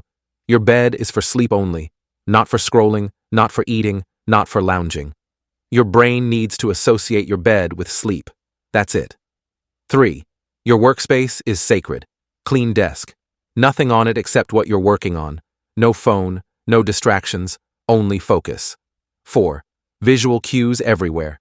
Quotes on the wall, goals visible, identity reminders. Your environment should constantly reinforce who you are. 5.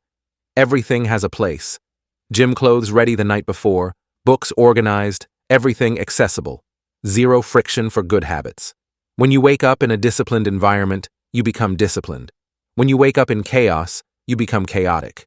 Master your space, and you master yourself. Removing all friction from good habits. Now let's talk about friction. Friction is the enemy of discipline. Every bit of effort required to do something good is friction, and friction kills habits.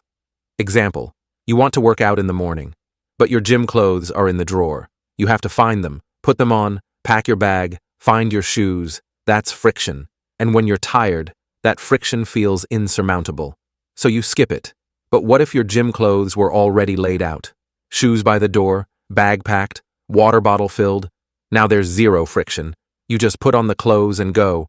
Removing friction makes discipline automatic. Here's how you do it. For morning routines, set out your clothes the night before. Set up your coffee pre-workout so it's one button. Put your journal and pen on your desk, open to the page. Have your morning checklist visible. For workouts, pack your gym bag the night before. Put it by the door so you trip over it.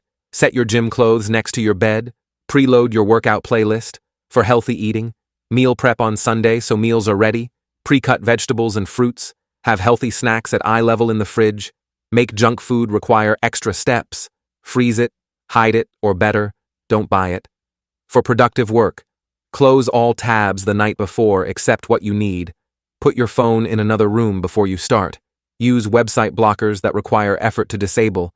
Have your task list ready so you know exactly what to do. The rule: if a good habit requires more than 2 steps, you'll skip it. Make it 1 step. Make it 0 steps, if possible. The easier it is to do the right thing, the more often you'll do it. Adding massive friction to bad habits. Now let's do the opposite. Let's make bad habits difficult. If removing friction makes good habits automatic, adding friction makes bad habits die. Example: phone addiction. Right now, your phone is probably next to your bed when you sleep, in your pocket all day. Set to show all notifications, loaded with social media apps on the home screen. That's 0 friction, which means you check it constantly. Let's add friction. Level 1. Friction. Turn off all notifications except calls and texts. Remove social media from home screen. Put in folder multiple. Swipes away. Turn on grayscale mode. Makes phone less appealing. Set screen time limits that require password to override level 2. Friction. Delete social media apps. Force yourself to use browser version, which sucks. Put phone in another room when working.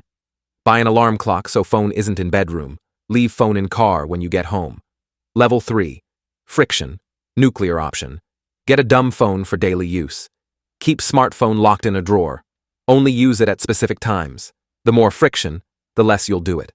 Example: junk food.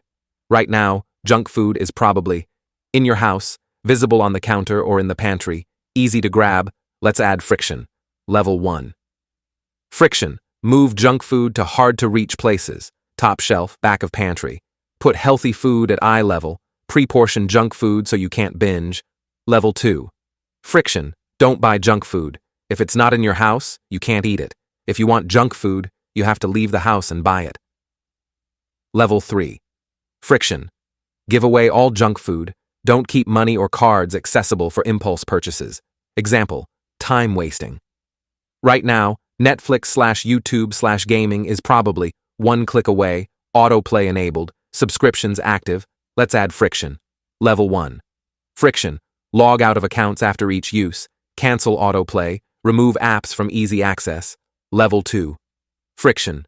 Unsubscribe from streaming services. Uninstall games. Use website blockers during work hours. Level 3. Friction. Cancel subscriptions entirely. Sell your gaming console. Only access entertainment on specific device in specific location. The principle: make bad habits require so much effort that your lazy brain won't bother. The monastery principle: sacred spaces.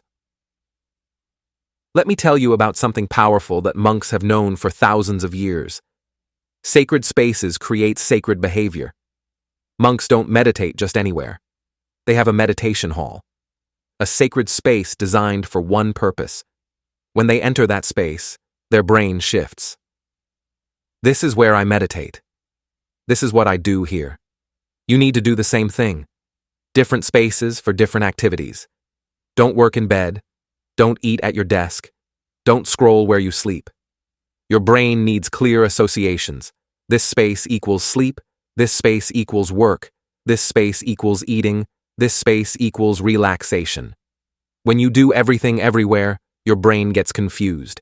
It doesn't know what mode to be in. You sit down to work at your desk, but you also scroll on your phone at that desk. So your brain doesn't know, are we working or are we scrolling? You lie in bed, but you also watch Netflix in bed. So your brain doesn't know, are we sleeping or are we being entertained? This confusion destroys discipline. Here's how to fix it. Create a work sanctuary. One specific space for focused work only. Nothing else happens here. No phone, no distractions, no entertainment. When you sit here, you work. Period. Create a sleep sanctuary. Bedroom is for sleep only. No TV, no phone, no work. Dark, cool, quiet. Your brain learns. This space equals sleep. Create movement spaces. Where you exercise, where you stretch, where you practice discipline. The rule. One space, one purpose. When you enter that space, your brain automatically shifts into that mode. This is why going to a library makes you more productive than working at home. The space is designed for focus. This is why going to a gym makes you work out harder than exercising at home. The space is designed for training. Design your spaces with intention, and your behavior will follow. Habit stacking and routines. Morning routine optimization.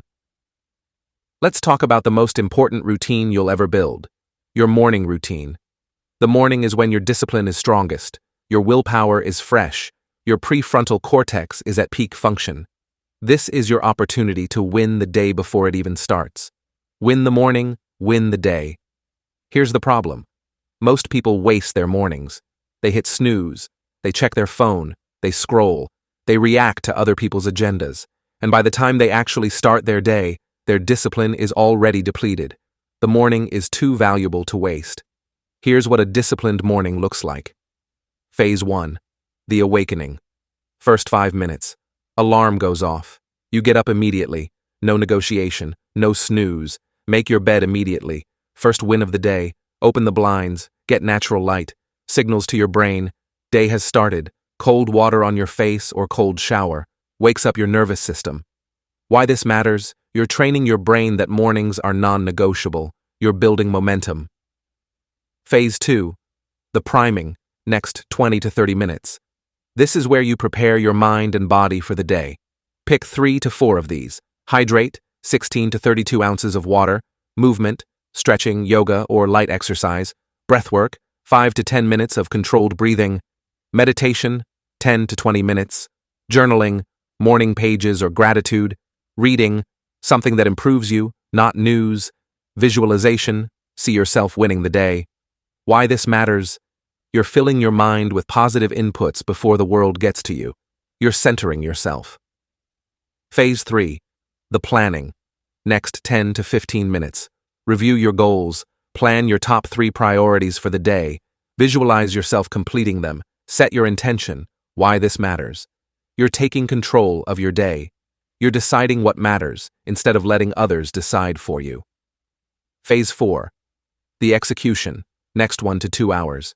Deep work on your most important task, before checking email, before checking messages, before looking at your phone. Why this matters. You're using your peak mental energy on what actually matters. You're accomplishing something significant before most people even wake up. Total morning routine. 2 to 3 hours. I know what you're thinking. I don't have 3 hours in the morning. Yes, you do. You just have to wake up earlier. And I know you're thinking, I'm not a morning person. You are now, because that's your new identity. The most successful people in the world have morning routines, not because they're morning people, because they understand that winning the morning creates momentum that carries through the entire day. Evening wind-down protocol. Now let's talk about the evening, the bookend to your morning. Most people neglect the evening routine, and that's why their mornings suck. Your evening routine determines your morning routine. If you stay up late scrolling, you'll wake up tired. If you eat junk before bed, you'll wake up groggy. If you don't prepare for tomorrow, you'll wake up reactive and chaotic. The evening is where you set yourself up for success. Here's what a disciplined evening looks like. Phase 1. The shutdown. 2 hours before bed. Work ends. No more emails. No more tasks. Phone goes away. Into another room or on airplane mode. Screen time ends. No TV, no scrolling, no stimulation. Why this matters? You're signaling to your brain that it's time to wind down. You're protecting your sleep. Phase 2. The preparation, 1 hour before bed. Prepare for tomorrow. Lay out your clothes, pack your gym bag, prep your breakfast or lunch, write tomorrow's top 3 priorities. Why this matters? You're removing friction from tomorrow morning. You're making discipline inevitable. Phase 3. The wind down, 30 to 60 minutes before bed. Light stretching or yoga. Reading, fiction or something calming, not stimulating. Journaling, reflect on the day, release any stress. Meditation or breathing exercises. Why this matters? You're calming your nervous system. You're preparing for deep sleep. Phase 4. The sleep sanctuary. Bedtime. Room is cool, 65 to 68 degrees Fahrenheit ideal. Room is dark, blackout curtains or eye mask. Room is quiet, white noise if needed. Bed is only for sleep, nothing else. Same bedtime every night. Consistency matters. Why this matters? You're optimizing for quality sleep. And quality sleep is the foundation of discipline. The evening routine is just as important as the morning routine. One set you up for success. The other determines whether you can execute. Neglect either one, and your discipline will crumble. Keystone habits that create cascade effects. Now let me tell you about a concept that will change everything. Keystone habits.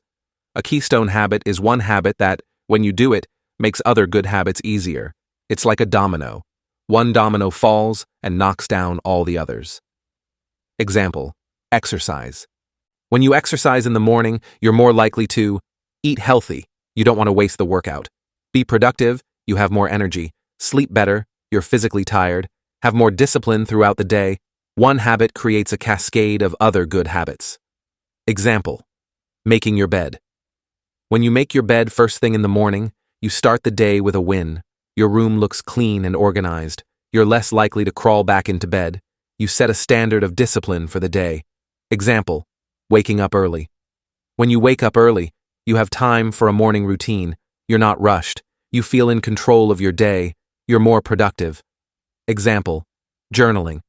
When you journal daily, you process your emotions, you clarify your thoughts, you track your progress, you reflect on your discipline, the strategy, identify your keystone habits, and prioritize them above everything else. Don't try to change 50 habits at once. Find the 2 to 3 keystone habits that create cascade effects. Nail those first, and watch everything else fall into place. For most people, the keystone habits are: wake up time, controls your entire day; exercise, affects energy, mood, and discipline; sleep, affects everything. Master those 3, and everything else becomes easier. Linking new habits to existing ones. All right, here's a powerful technique for building new habits. Habit stacking. The idea is simple. Link a new habit to an existing habit. Your brain already has neural pathways for your existing habits. They're automatic. So instead of trying to build a new pathway from scratch, you piggyback on an existing one. Here's the formula.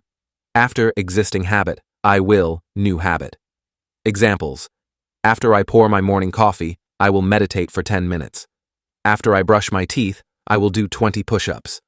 After I eat lunch, I will go for a 10-minute walk. After I close my laptop at night, I will journal for 5 minutes. After I get in my car, I will listen to an audiobook, not music. Why this works? Your existing habit acts as a trigger. It reminds you to do the new habit. You don't need to remember. You don't need willpower. The existing habit automatically triggers the new one. Advanced habit stacking. Create chains. Once you've linked a new habit to an existing one, you can add another. After I wake up, I will make my bed. After I make my bed, I will drink 16 ounces of water. After I drink water, I will do my morning stretch routine. After I stretch, I will meditate for 10 minutes. After I meditate, I will journal for 5 minutes. Now you have a chain of 5 habits, all triggered by one action: waking up. This is how you build an unstoppable morning routine. Not by forcing yourself to remember 10 different things, but by creating one automatic chain that flows from habit to habit.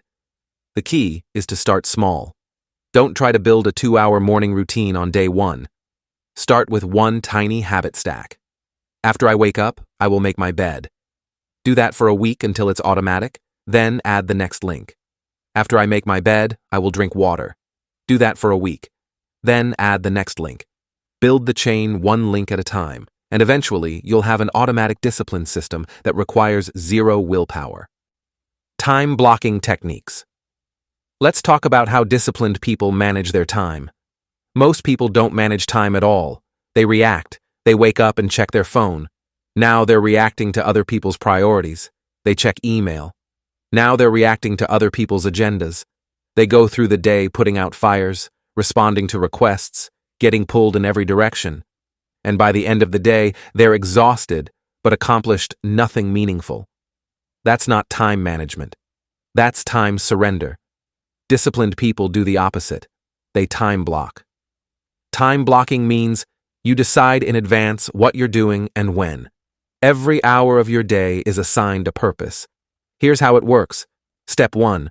Identify your priorities. What are the 3 to 5 most important things you need to accomplish this week? These are your non-negotiables. Everything else is secondary. Step 2. Block time for deep work. Deep work is focused, uninterrupted work on important tasks. This is where you make real progress.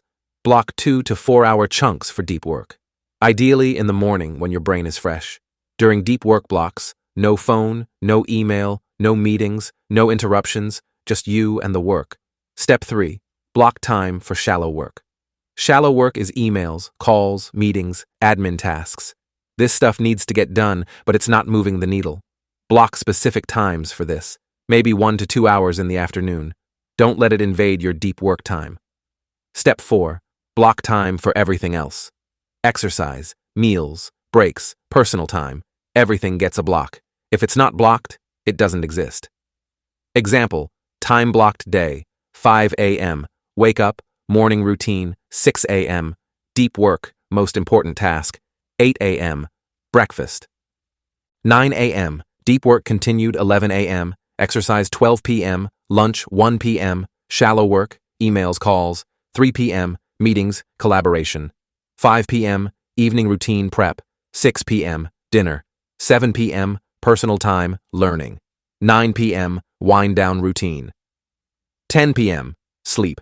Everything is accounted for. Nothing is left to chance. This is how you take control of your time, instead of letting time control you. The Eisenhower Matrix. Here's a tool that will change how you think about tasks. The Eisenhower Matrix. Eisenhower, former president and military general, used this to decide what to work on. It's simple. Every task falls into one of 4 categories. Quadrant 1, urgent and important crises, deadlines, emergencies. These need immediate attention. Examples: medical emergency, project due today, broken equipment. Quadrant 2, important but not urgent. This is where you build your future. Long-term projects, strategic planning, skill development, relationship building. Examples: exercise, learning, building a business, deep work. Quadrant 3, urgent but not important. Interruptions, distractions, other people's priorities. These feel important because they're urgent, but they don't move your life forward. Examples: most emails, most calls, most meetings, social media notifications. Quadrant 4, not urgent and not important. Time wasters, distractions, entertainment. Examples: scrolling, binge-watching, gossip, mindless entertainment. Here's the key insight. Most people spend their time in quadrants 1, 3, and 4. They're constantly putting out fires, Q1, responding to other people, Q3, and wasting time, Q4. Successful people live in quadrant 2. They spend most of their time on things that are important, but not urgent. They're building for the future. They're being proactive instead of reactive. How to use this? Every morning, categorize your tasks. Ask, is this urgent? Is this important? Then prioritize ruthlessly. Q2 tasks get your best time and energy. Morning, deep work blocks. Q1 tasks get handled efficiently. Don't let fires burn, but don't live here. Q3 tasks get delegated or batched. Handle in shallow work time. Q4 tasks get eliminated. Just don't do them. The goal: spend 60 to 80% of your time in quadrant 2. This is where discipline creates long-term results. Protecting deep work time. Let me be blunt about something. If you're not doing deep work, you're not accomplishing anything significant. Deep work, focused, uninterrupted work on cognitively demanding tasks, is how you create value. It's how you write a book, build a business, master a skill, solve complex problems. But deep work is rare. Most people never experience it, because modern life is designed to prevent it. Notifications, meetings, interruptions, distractions.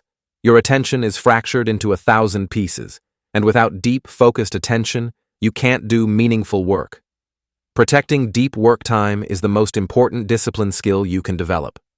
Here's how. 1. Schedule deep work blocks in advance. Put them on your calendar like meetings. Treat them as non-negotiable. 2.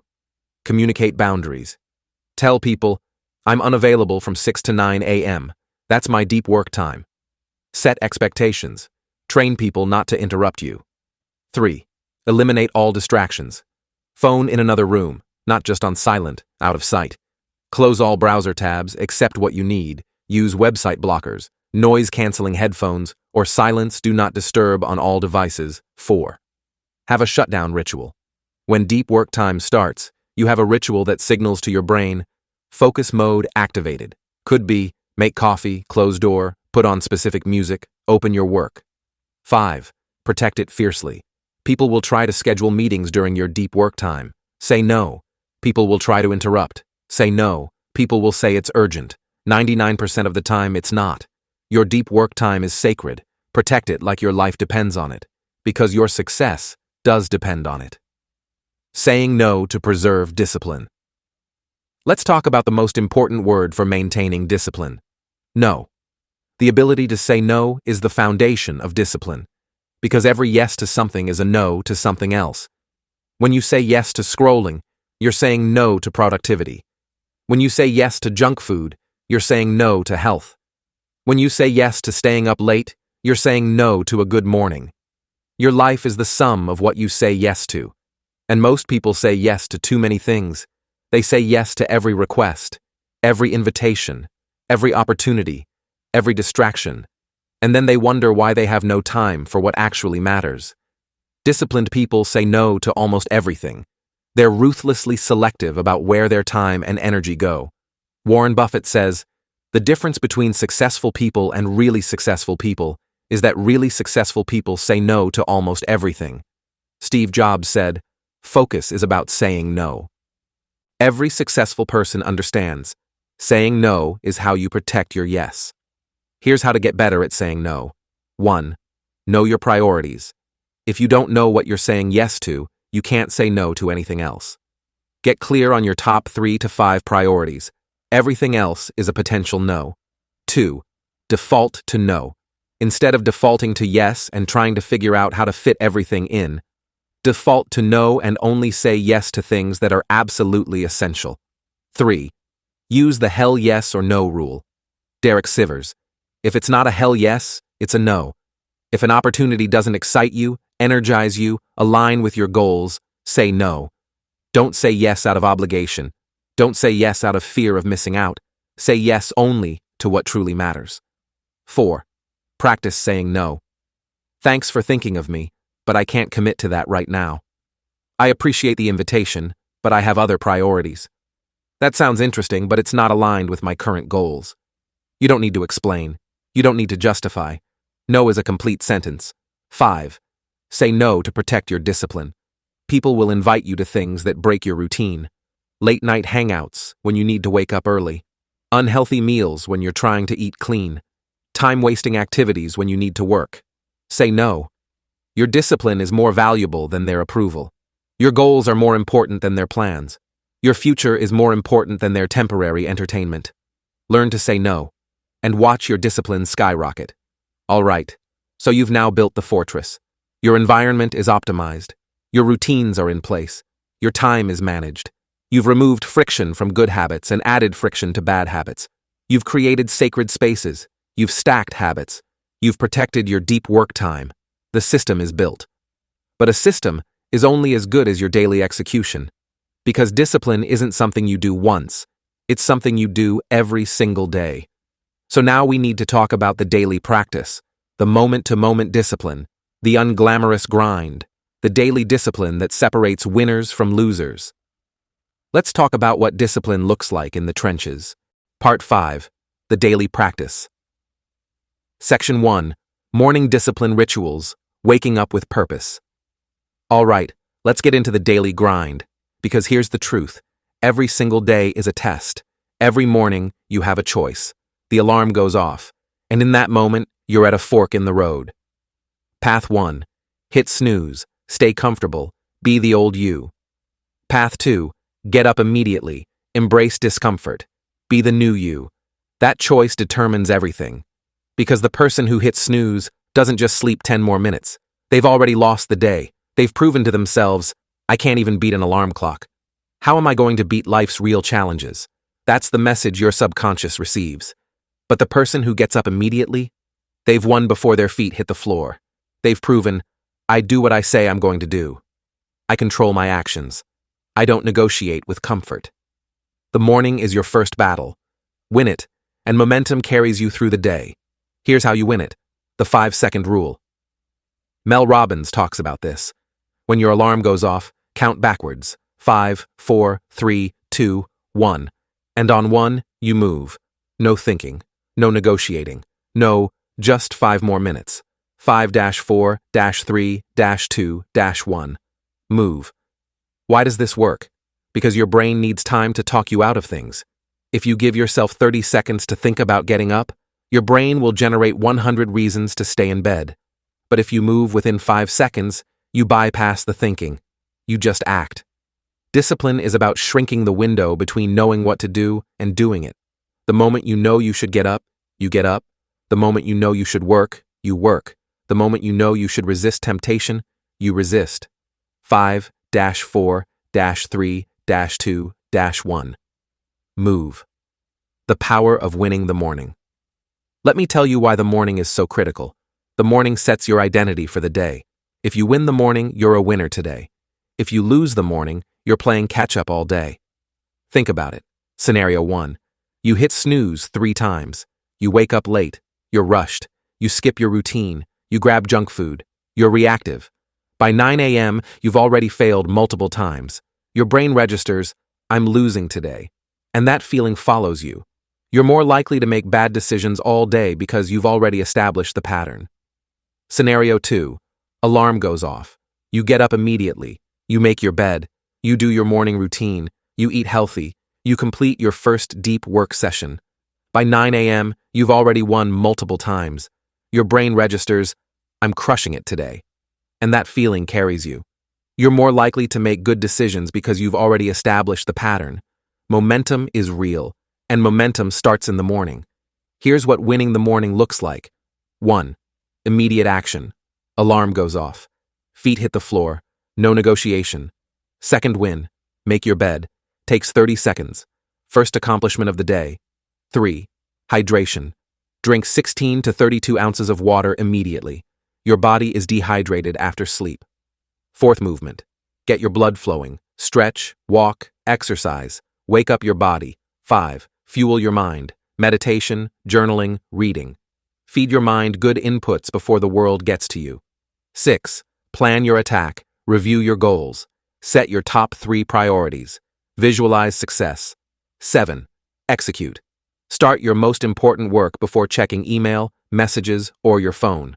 By the time most people wake up, you've already won the day.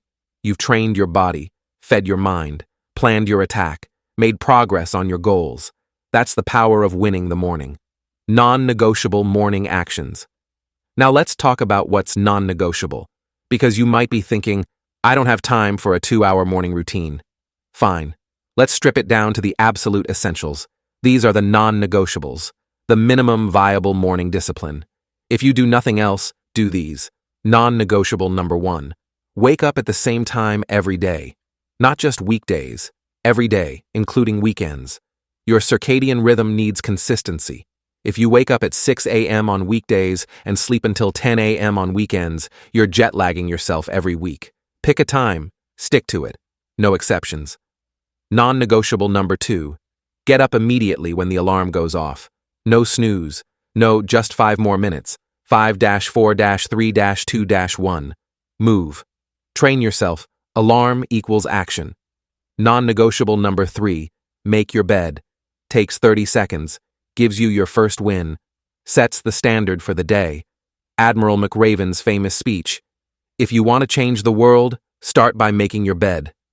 Non-negotiable number 4, hydrate. 16 to 32 ounces of water before anything else. Your body is dehydrated. Your brain needs water to function. Give it fuel. Non-negotiable number 5, move your body. Doesn't have to be a full workout, but you need to move.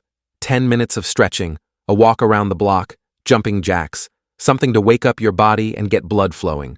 Non-negotiable number 6, no phone for the first hour. This is the most important one. The first hour of your day should be your hour.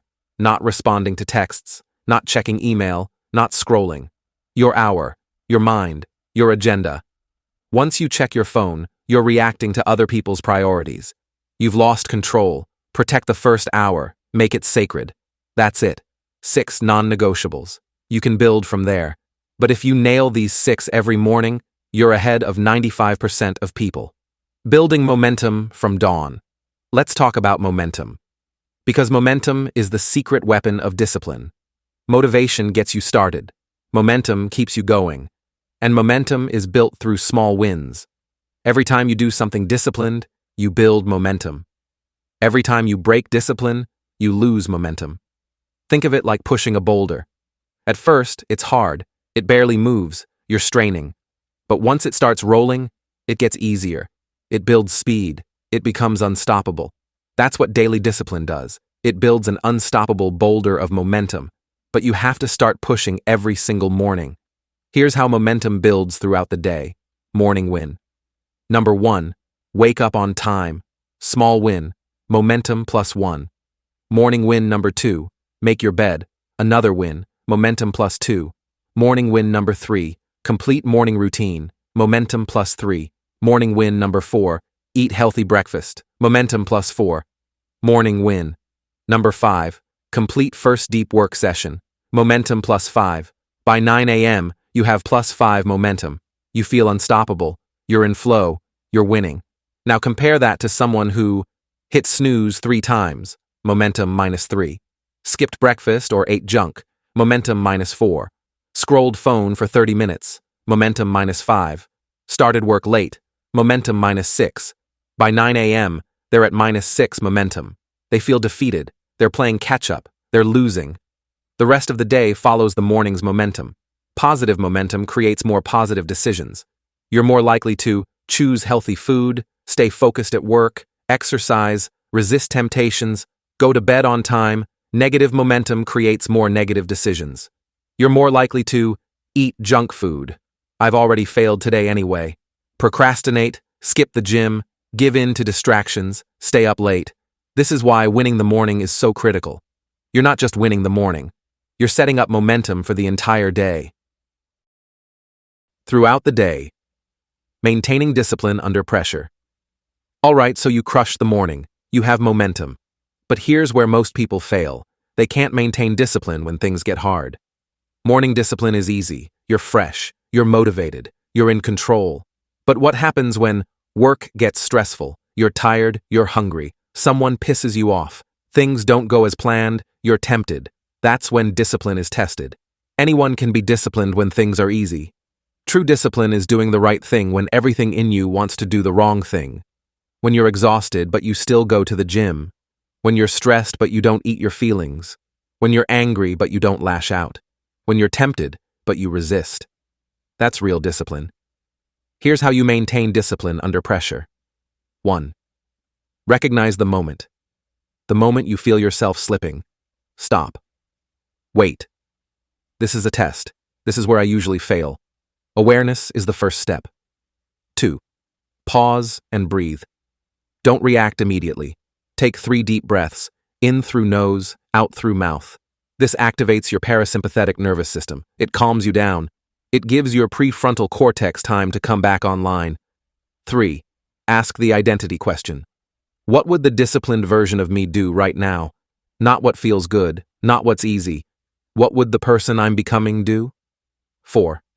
Take the disciplined action, even if you don't feel like it. even if it's hard, even if every part of you is screaming to do the opposite.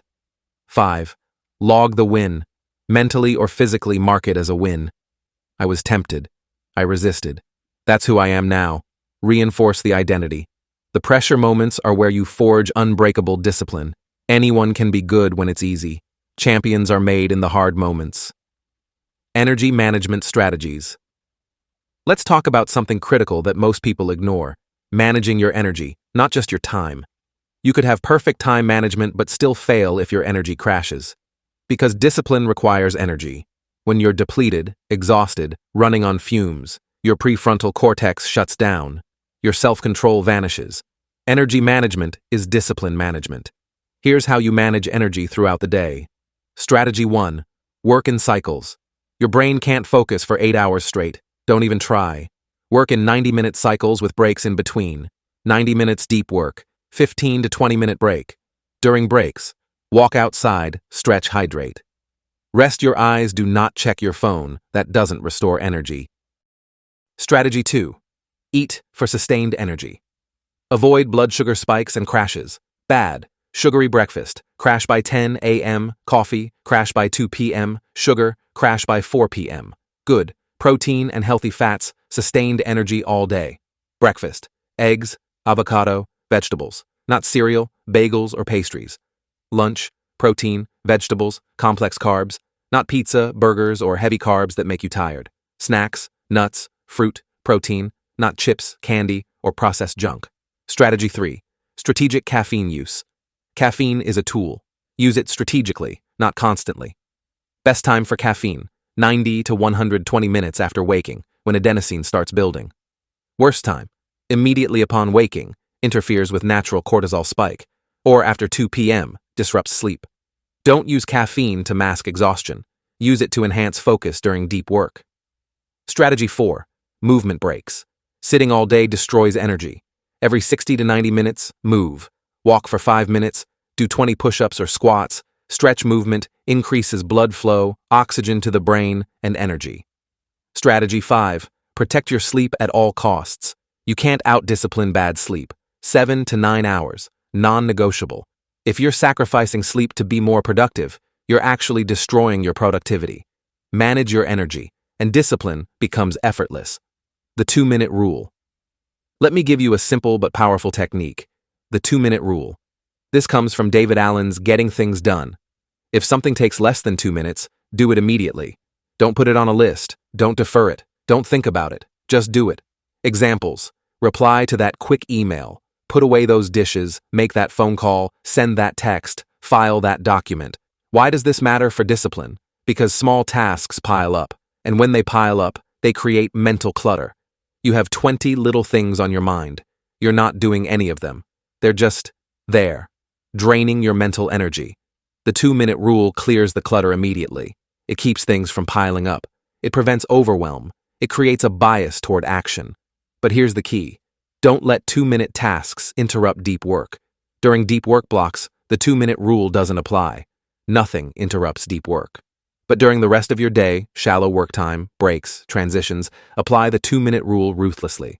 Clear the small stuff immediately so it doesn't pile up. This is how you maintain clarity and control. Micro commitments and small wins. Now let's talk about a strategy for days when discipline feels impossible. You know those days. You're exhausted. You're unmotivated. You don't want to do anything. On those days, here's what you do. Make a micro commitment.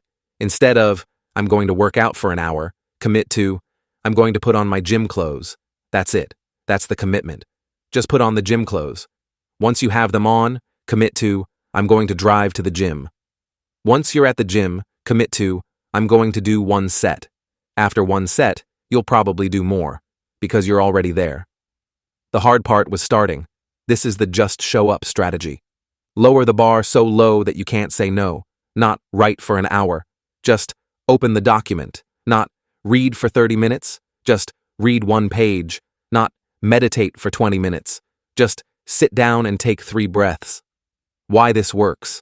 Starting is the hardest part. Once you start, momentum takes over. But when the bar is too high, when the commitment feels too big, you won't start at all. So on hard days, make the commitment so small it's almost laughable. Just put on the gym clothes. You'll be amazed how often you end up doing the full workout. This is also how you maintain your streak on bad days. Some days you'll crush it, 100% effort. Some days you'll just show up, 20% effort. But showing up at 20% is infinitely better than not showing up at all, because you maintain the identity. You maintain the streak. You prove to yourself, even on my worst days, I still show up. That's the discipline that becomes unbreakable, not perfection, consistency, not always doing your best, but always doing something. Evening review and preparation. Reflection and journaling. All right, let's talk about the end of the day, because the evening is just as important as the morning. The evening is where you process the day, learn from wins and failures, release stress and anxiety, prepare for tomorrow's success. And the tool for this is journaling. Most people underestimate the power of journaling. They think it's just Dear Diary stuff. But journaling is one of the most powerful discipline tools that exists. Here's why. 1. It forces self-awareness. When you write about your day, you have to actually think about it. What went well? What didn't? Where did I succeed? Where did I fail? Without journaling, you just move on to the next day. You never process. You never learn. 2. It creates accountability. When you write down, I skipped the gym today, you can't lie to yourself. It's right there. In writing, you're holding yourself accountable. 3. It tracks progress. When you journal daily, you can look back and see how far you've come. On days when you feel like you're not making progress, you can read entries from 3 months ago and see, wow, I've actually come a long way. 4. It releases mental clutter. All the thoughts, worries, anxieties bouncing around in your head. Get them out. Write them down. Process them. Release them. This clears your mind for sleep. Here's a simple evening journaling template. Question 1. What did I win today? List 3 to 5 wins, even small ones. This reinforces positive behavior. Question 2. Where did I struggle today? Be honest. Where did you fail? Where did you give in? This creates awareness. Question 3. What did I learn? What lesson can you take from today? How can you be better tomorrow? Question 4. What am I grateful for? List 3 things. Gratitude rewires your brain for positivity. Question 5. What are my top 3 priorities for tomorrow? This primes your brain for tomorrow's success. 5 to 10 minutes, every night. This simple practice will transform your discipline. Setting up tomorrow's success. Now let's talk about preparation. Tomorrow's discipline is determined by tonight's preparation. If you wake up and have to figure out what to do, you've already lost.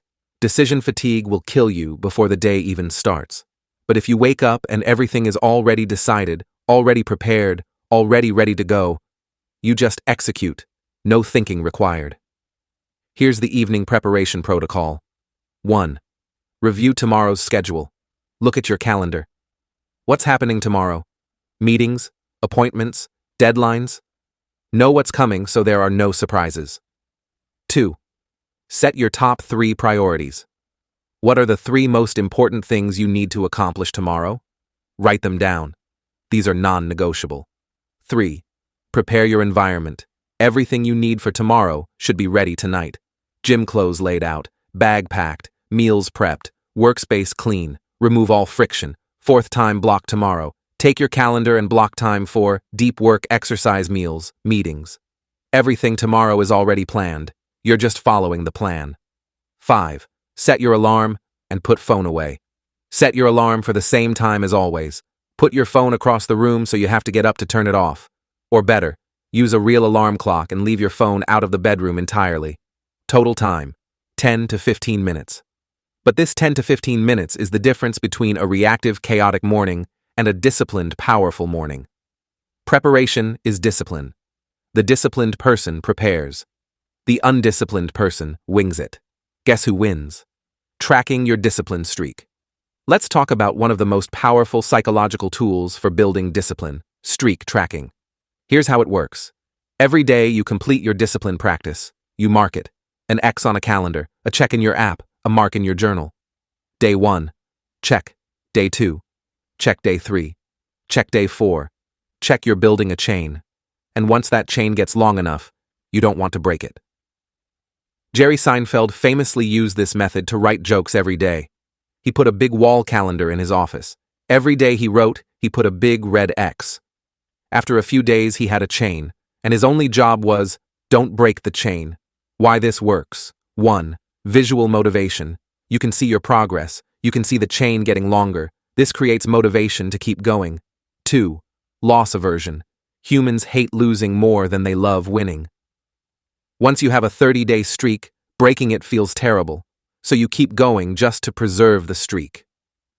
3. Identity reinforcement.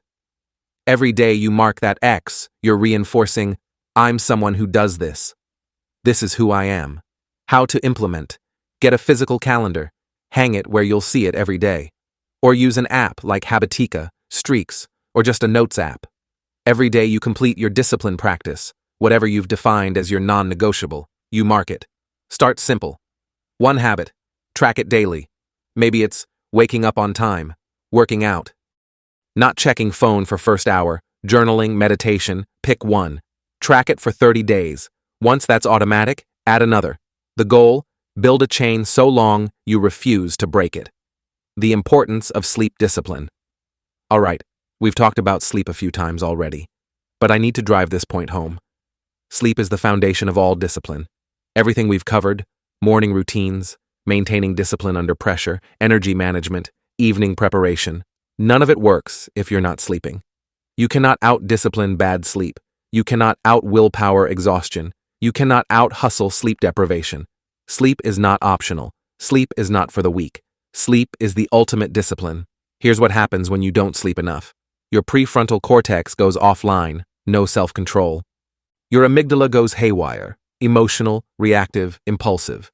Your hormones crash, low testosterone, high cortisol. Your metabolism slows, weight gain, low energy. Your immune system weakens, you get sick. Your decision-making becomes impaired, bad choices. Your mood tanks, irritability, depression, anxiety. You become a worse version of yourself in every possible way. And yet people brag about sleeping 4 to 5 hours. I'll sleep when I'm dead. Sleep is for the weak. I'll catch up on the weekend. This is stupidity, not discipline. The most disciplined people in the world prioritize sleep. LeBron James sleeps 8 to 10 hours a night. Jeff Bezos sleeps 8 hours. Roger Federer sleeps 11 to 12 hours. Elite performers understand. Sleep is when you recover, grow, and prepare for peak performance. Here's the non-negotiable sleep protocol. 1. Same bedtime every night. Consistency is key. Your circadian rhythm needs regularity. Pick a bedtime that gives you 8 hours before your wake time. Stick to it. Every night, including weekends. 2. No screens 1 to 2 hours before bed. Blue light suppresses melatonin. It tells your brain it's daytime. No phone, no TV, no computer. Read a book, journal, stretch, talk to your partner. 3. Cool, dark, quiet room. Temperature, 65 to 68 degrees. Fahrenheit is ideal. Darkness, blackout curtains or eye mask. Quiet, white noise or earplugs if needed. 4. No caffeine after 2 p.m. Caffeine has a half-life of 5 to 6 hours. It stays in your system way longer than you think. If you have coffee at 3 p.m., half of it is still in your system at 9 p.m. Cut it off by 2 p.m. at the latest. 5. Wind down routine. Same routine every night signals to your brain, it's time to sleep. Could be stretch, journal, read, lights out. Whatever works for you, but make it consistent. 6. No alcohol. Alcohol might make you fall asleep faster, but it destroys sleep quality. You don't get deep restorative sleep. You wake up groggy even after 8 hours. If you're serious about discipline, be serious about sleep. Sleep is the ultimate force multiplier. Everything else becomes easier when you're well rested. Everything else becomes harder when you're exhausted. Prioritize sleep. It's not lazy, it's strategic. All right, so you now have the daily practice. You know how to win the morning. You know how to maintain discipline under pressure. You know how to manage energy throughout the day. You know how to end the day with reflection and preparation. You have the fundamentals, but fundamentals only get you so far. If you want to build unbreakable discipline, the kind that makes you unstoppable, you need advanced strategies. You need the techniques that elite performers use. You need the psychological warfare tactics. You need the 10x methods that separate good from great. It's time to level up. Let's talk about advanced strategies. Part 6. Advanced strategies. Willpower conservation. Strategic use of limited willpower. All right, now we're getting into the advanced stuff. The strategies that separate amateurs from masters. Let's start with something counterintuitive. The best way to build discipline is to need less willpower. Wait, what? I've spent the last 2 hours telling you how to build discipline, and now I'm saying you should need less willpower? Yes, because willpower is expensive. Even if you've built your willpower, even if you've strengthened your prefrontal cortex, even if you've got rock-solid discipline, willpower is still a limited resource that depletes throughout the day. The masters understand. Don't rely on willpower. Engineer systems that eliminate the need for willpower. Think about it like this. Amateur approach. I will use my willpower to resist checking my phone all day. That's exhausting. You're fighting a battle every few minutes, resisting. By the end of the day, you're depleted, and you give in. Master approach. I will leave my phone in another room during work hours. Now you don't need willpower. The phone isn't there to resist. You've engineered the problem away. Amateur approach. I will use my willpower to not eat junk food. Every time you see cookies on the counter, you have to resist. That's willpower depletion every single time. Master approach. I won't buy junk food. If it's not in my house, I can't eat it. No willpower needed. This is strategic willpower conservation. You're not trying to have infinite willpower. You're strategically eliminating situations that require willpower. Here's how you do it. 1. Identify your willpower drains. What decisions do you make repeatedly throughout the day? What temptations do you face constantly? Write them down. 2. Engineer solutions that eliminate the need for willpower. For each drain, ask, how can I make this decision once instead of 1,000 times? Examples. Meal planning. Decide once on Sunday instead of deciding every meal. Wardrobe simplification. Same outfits, no decisions. Blocking websites. Decide once to block, don't resist all day. Automating finances. Decide once to auto-save, don't decide every month. 3. Reserve your willpower for what actually matters. Your willpower is precious. Don't waste it on trivial decisions. Save it for moments of real temptation, high-stakes decisions. Pushing through difficult work. Resisting genuine threats to your goals. The masters don't have more willpower. They just waste less of it. When to use discipline versus automation. Let's get tactical about this. When should you rely on discipline and when should you rely on automation? Here's the rule. Automate the routine. Apply discipline to the exceptional. Automate routine decisions.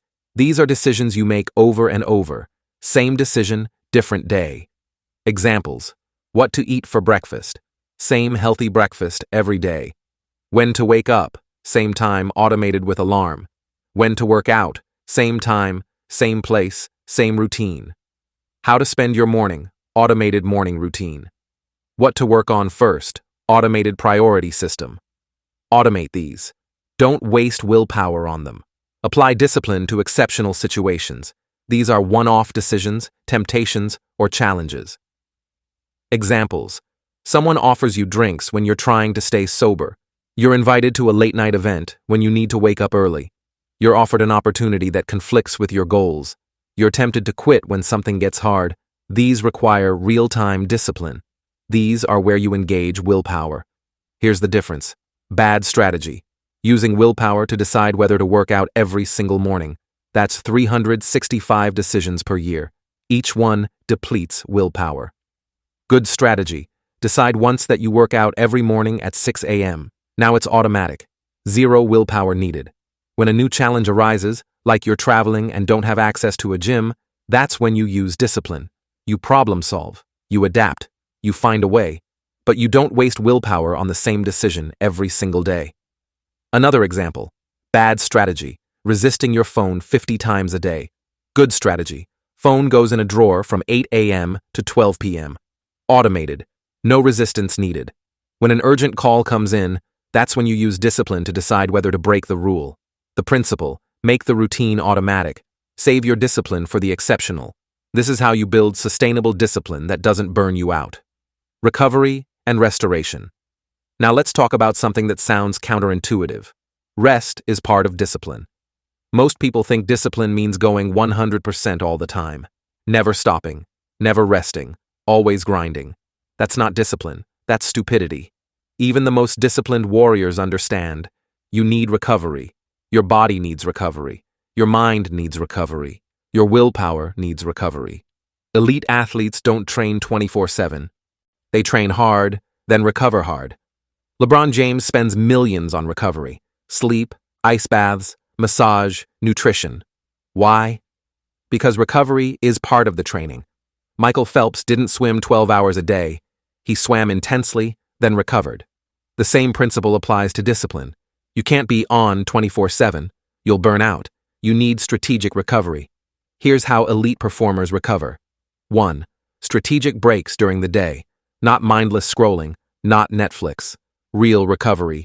Walking in nature, meditation, napping, 20 minutes, not 3 hours, stretching, playing with your dog, talking to loved ones. Activities that restore energy, not drain it. 2. 1 day per week for rest. Even God rested on the 7th day. 1 day per week you lower the intensity. You still maintain your core habits. Wake up time, healthy eating, sleep. But you're not grinding. You're recovering. This could be lighter workouts, yoga, walking, stretching. No deep work. Reading, learning, hobbies instead. Social time with loved ones. Activities that fill your cup. 3. Strategic deload weeks. Athletes do this. Every 4 to 6 weeks, they reduce training volume. You should do this too. Every 6 to 8 weeks, take a week where you reduce intensity by 30 to 50%. Still maintain the habits, still show up, but lower the pressure. This prevents burnout and allows for recovery. 4. Sleep as recovery. We've talked about this, but I'll say it again. Sleep is when you recover, when you rebuild, when you consolidate learning. 7 to 9 hours, non-negotiable. The key, recovery is scheduled and intentional. It's not, I'll rest when I feel like it. It's, recovery is part of the system. Discipline without recovery is unsustainable. Discipline with recovery is unbreakable. Preventing burnout. Let's talk about the enemy of long-term discipline. Burnout. Burnout is what happens when you push too hard for too long without recovery. It's not just being tired. It's complete physical, mental, and emotional exhaustion. Symptoms. Complete loss of motivation. Cynicism and detachment. Feeling like nothing matters. Physical exhaustion that sleep doesn't fix. Inability to focus or perform. Irritability and mood swings. If you burn out, you lose everything. All the discipline you built collapses. So preventing burnout is critical. Here's how you prevent burnout. 1. Recognize the early warning signs. Don't wait until you're completely burned out. Catch it early. You're dreading things you used to enjoy. You're irritable for no reason. You're exhausted despite sleeping. You're procrastinating more than usual. You're losing motivation. If you notice these signs, it's time to pull back. 2. Audit your stress load. Discipline requires stress. Good stress. Challenge. But too much stress, work stress, relationship stress, financial stress, health stress, it compounds. If you're under massive stress in multiple areas, you can't maintain maximum discipline in all of them. You have to prioritize. Maybe this isn't the time to start a new business while dealing with a health crisis. Maybe this isn't the time to train for a marathon while going through a divorce. Be strategic about where you apply discipline based on your current stress load. 3. Build in buffer. Don't schedule every minute of every day. Leave space. Leave margin. Leave flexibility. If you're at 100% capacity 24/7, any disruption breaks you. But if you're at 80%, you have room to absorb challenges. 4. Maintain non-negotiables even when reducing intensity. If you're feeling burned out, you still wake up at the same time, maintain sleep schedule, eat healthy, move your body, but maybe you reduce work hours, training intensity, social obligations, new projects. Maintain the foundation. Reduce the extras. 5. Check in weekly.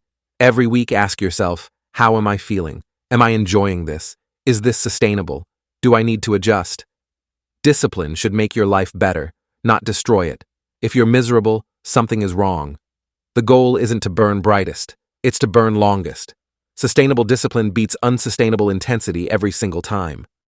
The 10x discipline techniques, cold exposure and discomfort training. All right, now let's talk about some advanced techniques that will take your discipline to the next level. First up, cold exposure. This is one of the most powerful discipline training tools that exists, and it's simple. Expose yourself to cold water regularly. Cold showers, ice baths, cold plunges. Why does this build discipline? Because every single time you step into cold water, your brain screams at you to get out. Every cell in your body says, "This is terrible, stop, get out," and you stay in anyway. You're training yourself to do the hard thing despite every instinct telling you not to. That's the essence of discipline. Wim Hof, the Iceman, has popularized this. He's run marathons barefoot in the Arctic. He's climbed Everest in shorts. How? Through cold exposure training. Here's how you implement it. Beginner protocol. End your shower with 30 seconds of cold water, as cold as it goes. Focus on breathing, deep, controlled breaths. Do this every morning. Intermediate protocol. 2 to 3 minutes of cold shower, or fill bathtub with cold water and ice. Sit for 2 to 3 minutes. Stay calm. Breathe through it. Advanced protocol. 5 to 10 minutes in ice bath, 50 to 60 degrees Fahrenheit, multiple times per week. Use breathing techniques to stay calm. What this does: physical benefits, boosts metabolism, improves immune system, reduces inflammation, increases brown fat, elevates mood, dopamine spike. Mental benefits, trains stress management, builds mental toughness, improves willpower, teaches you to stay calm under pressure, reinforces "I can do hard things." Every morning you do cold exposure, you're proving to yourself, "I can handle discomfort. I can do what my body doesn't want to do. I control my actions, not my instincts." That mindset carries over into everything else. When you need to have a difficult conversation, you remember, "I can do hard things." When you need to push through a tough workout, you remember, "I can do hard things." When you need to resist temptation, you remember, "I can do hard things." Cold exposure is discipline training at its purest. Fasting and voluntary hardship. Next advanced technique, fasting. Fasting is voluntarily abstaining from food for a period of time. Not because you have to, but because you choose to. This is voluntary hardship, and voluntary hardship builds discipline. When you fast, you're hungry. Your body wants food, and you say, "No, I'm in control, not my hunger, not my cravings." You're training delayed gratification at the deepest level. Types of fasting. Intermittent fasting, 16 to 8. Eat during an 8-hour window, e.g., 12 p.m. to 8 p.m. Fast for 16 hours, 16 hours. Do this daily or several times per week. 24-hour fasts. Eat dinner one day. Don't eat until dinner the next day. Do this once per week or once per month. Extended fasts. 48 to 72 hours. Only for advanced practitioners, requires research and preparation. Benefits: physical, autophagy, cellular, cleanup, improved insulin sensitivity, fat loss, mental clarity, increased growth hormone. Mental: trains impulse control, breaks addiction to food, teaches you to sit with discomfort, proves you can override your body's demands. The discipline lesson: when you're fasting and you're hungry, you have a choice. Old you would give in, "I'm hungry, I'll just eat." New you stays strong. "I committed to fasting until 12 p.m. It's only 10 a.m. I can wait 2 hours." You're teaching yourself, "My commitments matter more than my feelings." That's discipline at its core. A note on voluntary hardship. Fasting is just one example. The principle is, regularly choose to do hard things you don't have to do. Other examples: long runs or hikes, intense workouts, waking up early when you don't have to, silence and solitude, no entertainment for a day, digital fasts, no phone, internet for 24 hours. The purpose isn't to suffer for no reason. The purpose is to train your mind to be comfortable with discomfort, because when real hardship comes, and it will, you'll be ready. You'll have practiced. The 5 a.m. club approach. Let's talk about something that's become almost legendary in discipline circles: waking up at 5 a.m. Robin Sharma wrote a whole book about it, The 5 a.m. Club, and there's something powerful about it. Why 5 a.m. specifically? 1. You beat the world. At 5 a.m., the world is quiet. No one is texting you. No one needs anything from you. It's your time. You get 2 to 3 hours of uninterrupted deep work before anyone else even wakes up. 2. You win before the day starts. By 8 a.m., you've already 1. The morning completed your routine, made progress on important goals, built momentum. Most people are just waking up. You've already won. 3. It builds identity. I'm someone who wakes up at 5 a.m. That statement alone makes you different from 95% of people. It's a badge of discipline. 4. It forces evening discipline. If you're waking up at 5 a.m., you can't stay up until midnight. You have to go to bed by 9 p.m. to get 8 hours. So it forces you to have an evening routine, to wind down, to prepare. It creates discipline in multiple areas, not just mornings. How to join the 5 a.m. club? Don't go from 8 a.m. to 5 a.m. overnight. Your body will reject it. You'll fail. Gradually shift. Week 1. Wake up at 7:30 a.m. Week 2. Wake up at 7 a.m. Week 3. Wake up at 6:30 a.m. Week 4. Wake up at 6 a.m. Week 5. Wake up at 5:30 a.m. Week 6. Wake up at 5 a.m. Each week, shift 30 minutes earlier. Your body adjusts. Your sleep schedule adjusts. Also, shift bedtime. If you're waking up at 5 a.m., you need to be asleep by 9 p.m. for 8 hours. So start your wind-down routine by 8 p.m. Is 5 a.m. necessary? Number. The specific time doesn't matter. What matters is waking up early enough to own your morning, same time every day before the world demands your attention. For some people, that's 5 a.m. For others, it's 6 a.m. or even 4 a.m. The principle: wake up early, own your morning, win the day. Extreme ownership mindset. Now let's talk about a mindset that will completely transform your discipline. Extreme ownership. This comes from Jocko Willink, former Navy SEAL commander. The principle is simple but brutal. Everything is your fault. Everything is your responsibility. Not because you actually caused everything, but because taking responsibility is the only way to have power. Let me explain. When something goes wrong, you have 2 choices. Choice 1. Blame external factors. I didn't work out because I was too busy. I ate poorly because I was stressed. I failed because the system is rigged. I'm undisciplined because of my childhood. When you blame external factors, you give away your power. You're saying, this is out of my control. I'm a victim, and if it's out of your control, you can't fix it. Choice 2. Take extreme ownership. I didn't work out because I didn't prioritize it. I could have woken up earlier. I ate poorly because I didn't prepare healthy food in advance. I could have meal prepped. I failed because I didn't work hard enough. I need to improve. I'm undisciplined because I haven't built the systems yet. I'm working on it. When you take ownership, you reclaim power. You're saying, this is my responsibility. I can change this. And if you can change it, you will change it. This is the most empowering mindset shift you can make. Examples of extreme ownership in action. Scenario: you're late to work because traffic was terrible. Victim mindset: it's not my fault. Traffic was bad. Extreme ownership: I should have left earlier. I know traffic can be unpredictable. I'm responsible for being on time. Scenario: you broke your diet because your coworkers brought donuts. Victim mindset: they shouldn't have brought donuts. They know I'm trying to eat healthy. Extreme ownership: I'm responsible for what I eat. I could have said no. I need to build stronger discipline. Scenario: you didn't accomplish your goals this year because life got in the way. Victim mindset: life happened. Things beyond my control. Extreme ownership: I didn't prioritize my goals. I let other things take precedence. That's on me. See the pattern? Extreme ownership doesn't mean beating yourself up. It means recognizing, I have the power to change this. How to implement extreme ownership. 1. Catch yourself making excuses. Every time you blame something external, stop. Reframe it.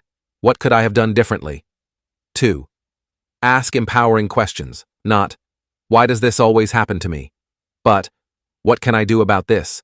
How can I prevent this next time? 3. Take responsibility even when it's not fair. Life isn't fair. Bad things happen. But taking responsibility gives you power to respond. 4. Apply this to everything.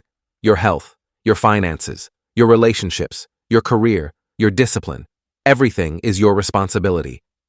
This is the mindset of winners. This is the mindset of the disciplined. When you take extreme ownership, you become unstoppable. Because nothing is holding you back. No excuses, no victims. Just you, your choices, and your power to change. Accountability systems. Public commitments. All right, let's talk about accountability. Because discipline in private is one thing, but discipline backed by accountability is 10 times more powerful. First strategy, public commitments. When you make your goals public, you create social pressure to follow through. Here's why this works. 1. You don't want to look like a liar. If you tell everyone, I'm going to lose 30 pounds, and then you don't, you look bad. You lose credibility. That social pressure motivates you to follow through. 2. People will check in on you. Hey, how's that goal going? Now you're accountable not just to yourself, but to others. 3. You burn the ships. Once it's public, you can't quietly quit. Everyone knows you've committed. How to make public commitments. Low stakes. Tell your close friends and family. Post on social media. Share in a group chat. Medium stakes. Make a video declaring your commitment. Write a public blog post. Join a community and declare your goals. High stakes. Hire a coach who holds you accountable. Make a commitment with financial or reputation consequences. Go on a podcast or public platform and declare your commitment. The more public, the more pressure, the more likely you are to follow through. A warning. Don't make fake commitments just for attention. Don't announce 50 goals you have no intention of pursuing. Make real commitments, then honor them. Your reputation is built on following through on public commitments. Accountability partners. Next level, accountability partners. This is someone who's on a similar journey. Someone who will hold you accountable and vice versa. How it works. You and your accountability partner. Set goals together. Check in regularly, daily, weekly, whatever you agree on. Report on progress. Call each other out when you slip, celebrate wins together. Why this works. 1. You don't want to let them down. When you commit to someone else, it's not just about you anymore. You show up because they're counting on you. 2. They catch you when you're making excuses.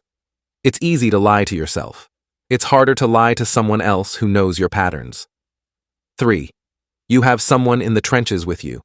Discipline is hard. Having someone going through it with you makes it easier. How to find an accountability partner. Option 1. Friend or family member with similar goals. Someone you trust. Someone who's also working on discipline. Option 2. Online community. Reddit, Discord, Facebook groups focused on discipline. Find someone at a similar level. Partner up. Option 3. Paid coach or group. If you want professional accountability, hire a coach or join a mastermind. The key: choose someone who will actually hold you accountable. Not someone who will let you slide. Not someone who will enable your excuses. Someone who will call you out when you're slipping. Someone who cares enough to be tough on you. Financial stakes and contracts. Now let's talk about the nuclear option. Putting money on the line. This is for when you're serious, when you're tired of failing, when you need external pressure. How it works. You make a financial commitment tied to your goal. If you succeed, you keep your money or win money. If you fail, you lose money. Examples. Stickk.com. You set a goal. You commit to a stake, money. You choose a referee, someone who verifies if you hit your goal. If you fail, your money goes to a charity or anti-charity, organization you hate. Bminder. You track a goal with data. If you go off track, you pay money. The amount increases each time you fail. Personal contracts. Make a contract with a friend. If I don't work out 5 days a week for the next month, I pay you $500. They hold you accountable. Why financial stakes work. Loss aversion. Humans hate losing money more than they love gaining money. The fear of losing $100 is more motivating than the possibility of gaining $100. So when your money is on the line, you follow through. When to use financial stakes. When you've failed multiple times without external pressure. When the goal is really important and you need extra motivation. When you have disposable income to put at risk. When not to use financial stakes. When you're already highly motivated, unnecessary pressure. When you can't afford to lose the money, creates anxiety, not motivation. When the goal is unrealistic, you're just throwing money away. Financial stakes are powerful, but use them strategically. Tracking and measurement systems. Last accountability tool, tracking and measurement. What gets measured gets managed. If you're not tracking your discipline, you don't know if you're actually being disciplined. You think you're working out consistently, but are you really? You think you're eating healthy, but are you really? Tracking removes the guesswork. It shows you the truth. What to track? 1. Habits. Did you do your morning routine? Or did you work out? Or did you eat healthy? Or did you complete deep work? Or simple binary tracking? You either did it or you didn't. 2. Metrics. How many days in a row? Streak. How many workouts this month? How many hours of deep work this week? Weight, body fat percentage, fitness metrics, financial savings rate. Books read, quantifiable data you can track over time. 3. Progress toward goals. If your goal is lose 20 pounds, track your weight weekly. If your goal is write a book, track words written daily. If your goal is save $10,000, track savings monthly. How to track: physical, calendar on the wall with X's journal with daily logs, habit tracker printouts, digital, apps, Habitica, streaks, strides, way of life, spreadsheets, notes, apps. The key: make it easy and consistent. Track at the same time every day, usually evening review. Make it quick, 2 to 3 minutes max. Review weekly and monthly to see trends. Tracking creates awareness. Awareness creates improvement. When you see your streak at 30 days, you don't want to break it. When you see you've only worked out twice this week, you know you need to step up. What gets measured gets improved. All right, so you now have advanced strategies. You know how to conserve willpower. You know voluntary hardship techniques. You know the extreme ownership mindset. You know accountability systems. You're armed with elite-level tools. But here's the reality. You're still going to fail sometimes. You're still going to break your streak. You're still going to give in to temptation. You're still going to have days where discipline collapses. And what you do in those moments determines whether you become unbreakable or whether you quit. Most people fail once and give up entirely. But the disciplined person knows failure is part of the process. The question isn't if you'll fail. It's how you respond when you do. It's time to talk about failure protocols, how to recover, how to maintain momentum, how to become anti-fragile. Let's go. The failure protocols. Anti-fragile discipline. When you break the 24-hour recovery rule. All right, let's talk about the moment every person faces. You broke your streak. You failed. You gave in. Maybe you hit snooze when you promised yourself you wouldn't. Maybe you skipped the gym after a 30-day streak. Maybe you ate junk food after weeks of eating clean. Maybe you scrolled for hours when you committed to staying off your phone. You failed. And in that moment, you have 2 paths. Path 1. The death spiral. I broke my streak. I'm a failure. I knew I couldn't do this. I've ruined everything. What's the point? I might as well give up. You fail once. Then you fail again. And again. And within days, all your discipline has collapsed. This is how most people lose. Not from one failure, but from the spiral that follows. Path 2. The 24-hour recovery. I broke my streak. That sucks. But it doesn't define me. I'm going to get back on track immediately. Right now. You fail once. You recover within 24 hours. You get right back on track. The difference between these 2 paths is everything. Here's the rule. You have 24 hours to recover from any failure. Not 24 days. Not, I'll start again on Monday. 24 hours. Why 24 hours? 1. Momentum works both ways. Positive momentum builds, but negative momentum also builds. 1 bad day becomes 2. 2 becomes a week. A week becomes a month. You have to stop the negative momentum immediately. 2. Identity reinforcement. If you fail and immediately get back on track, you prove. That failure was a momentary lapse. It's not who I am. But if you fail and stay failed for days, you're reinforcing, I guess I'm not that disciplined after all. 3. The math is on your side. Missing 1 day out of 100 is 99% success. Missing 7 days out of 100 is 93% success. 1 failure is negligible. Multiple failures compound. How to implement the 24-hour recovery rule. The moment you realize you failed. Step 1. Acknowledge it without judgment. I failed. I broke my commitment. That happened. Don't spiral into self-hatred. Don't make excuses. Just acknowledge it. Step 2. Identify the lesson. Why did I fail? What was the trigger? What can I learn? Was it lack of preparation, environmental trigger, emotional state, insufficient planning, overconfidence? Step 3. Adjust the system. How do I prevent this from happening again? Maybe you need more friction on the bad habit, better preparation, stronger accountability, earlier intervention. Step 4. Recommit immediately. That was the old me. The new me gets back on track right now. Don't wait until tomorrow. Don't wait until Monday. Get back on track in the next available moment. Missed your morning workout? Do it in the afternoon. Ate junk for lunch? Eat healthy for dinner? Broke your phone fast? Put the phone away right now. Within 24 hours, you're back on track. The 24-hour recovery rule is non-negotiable. One failure is forgivable. A pattern is not. Why one failure doesn't matter, but 2 kills you. Let me show you the math that will change how you think about failure. One failure equals 1% dip. You have a 30-day streak. You miss one day. You're at 96.7% success rate. That's still an A+. That's still elite. 2 failures in a row equals pattern formation. You miss one day, then you miss the next day. Now your brain registers, oh, we're not doing this anymore. The habit starts to break. The identity weakens.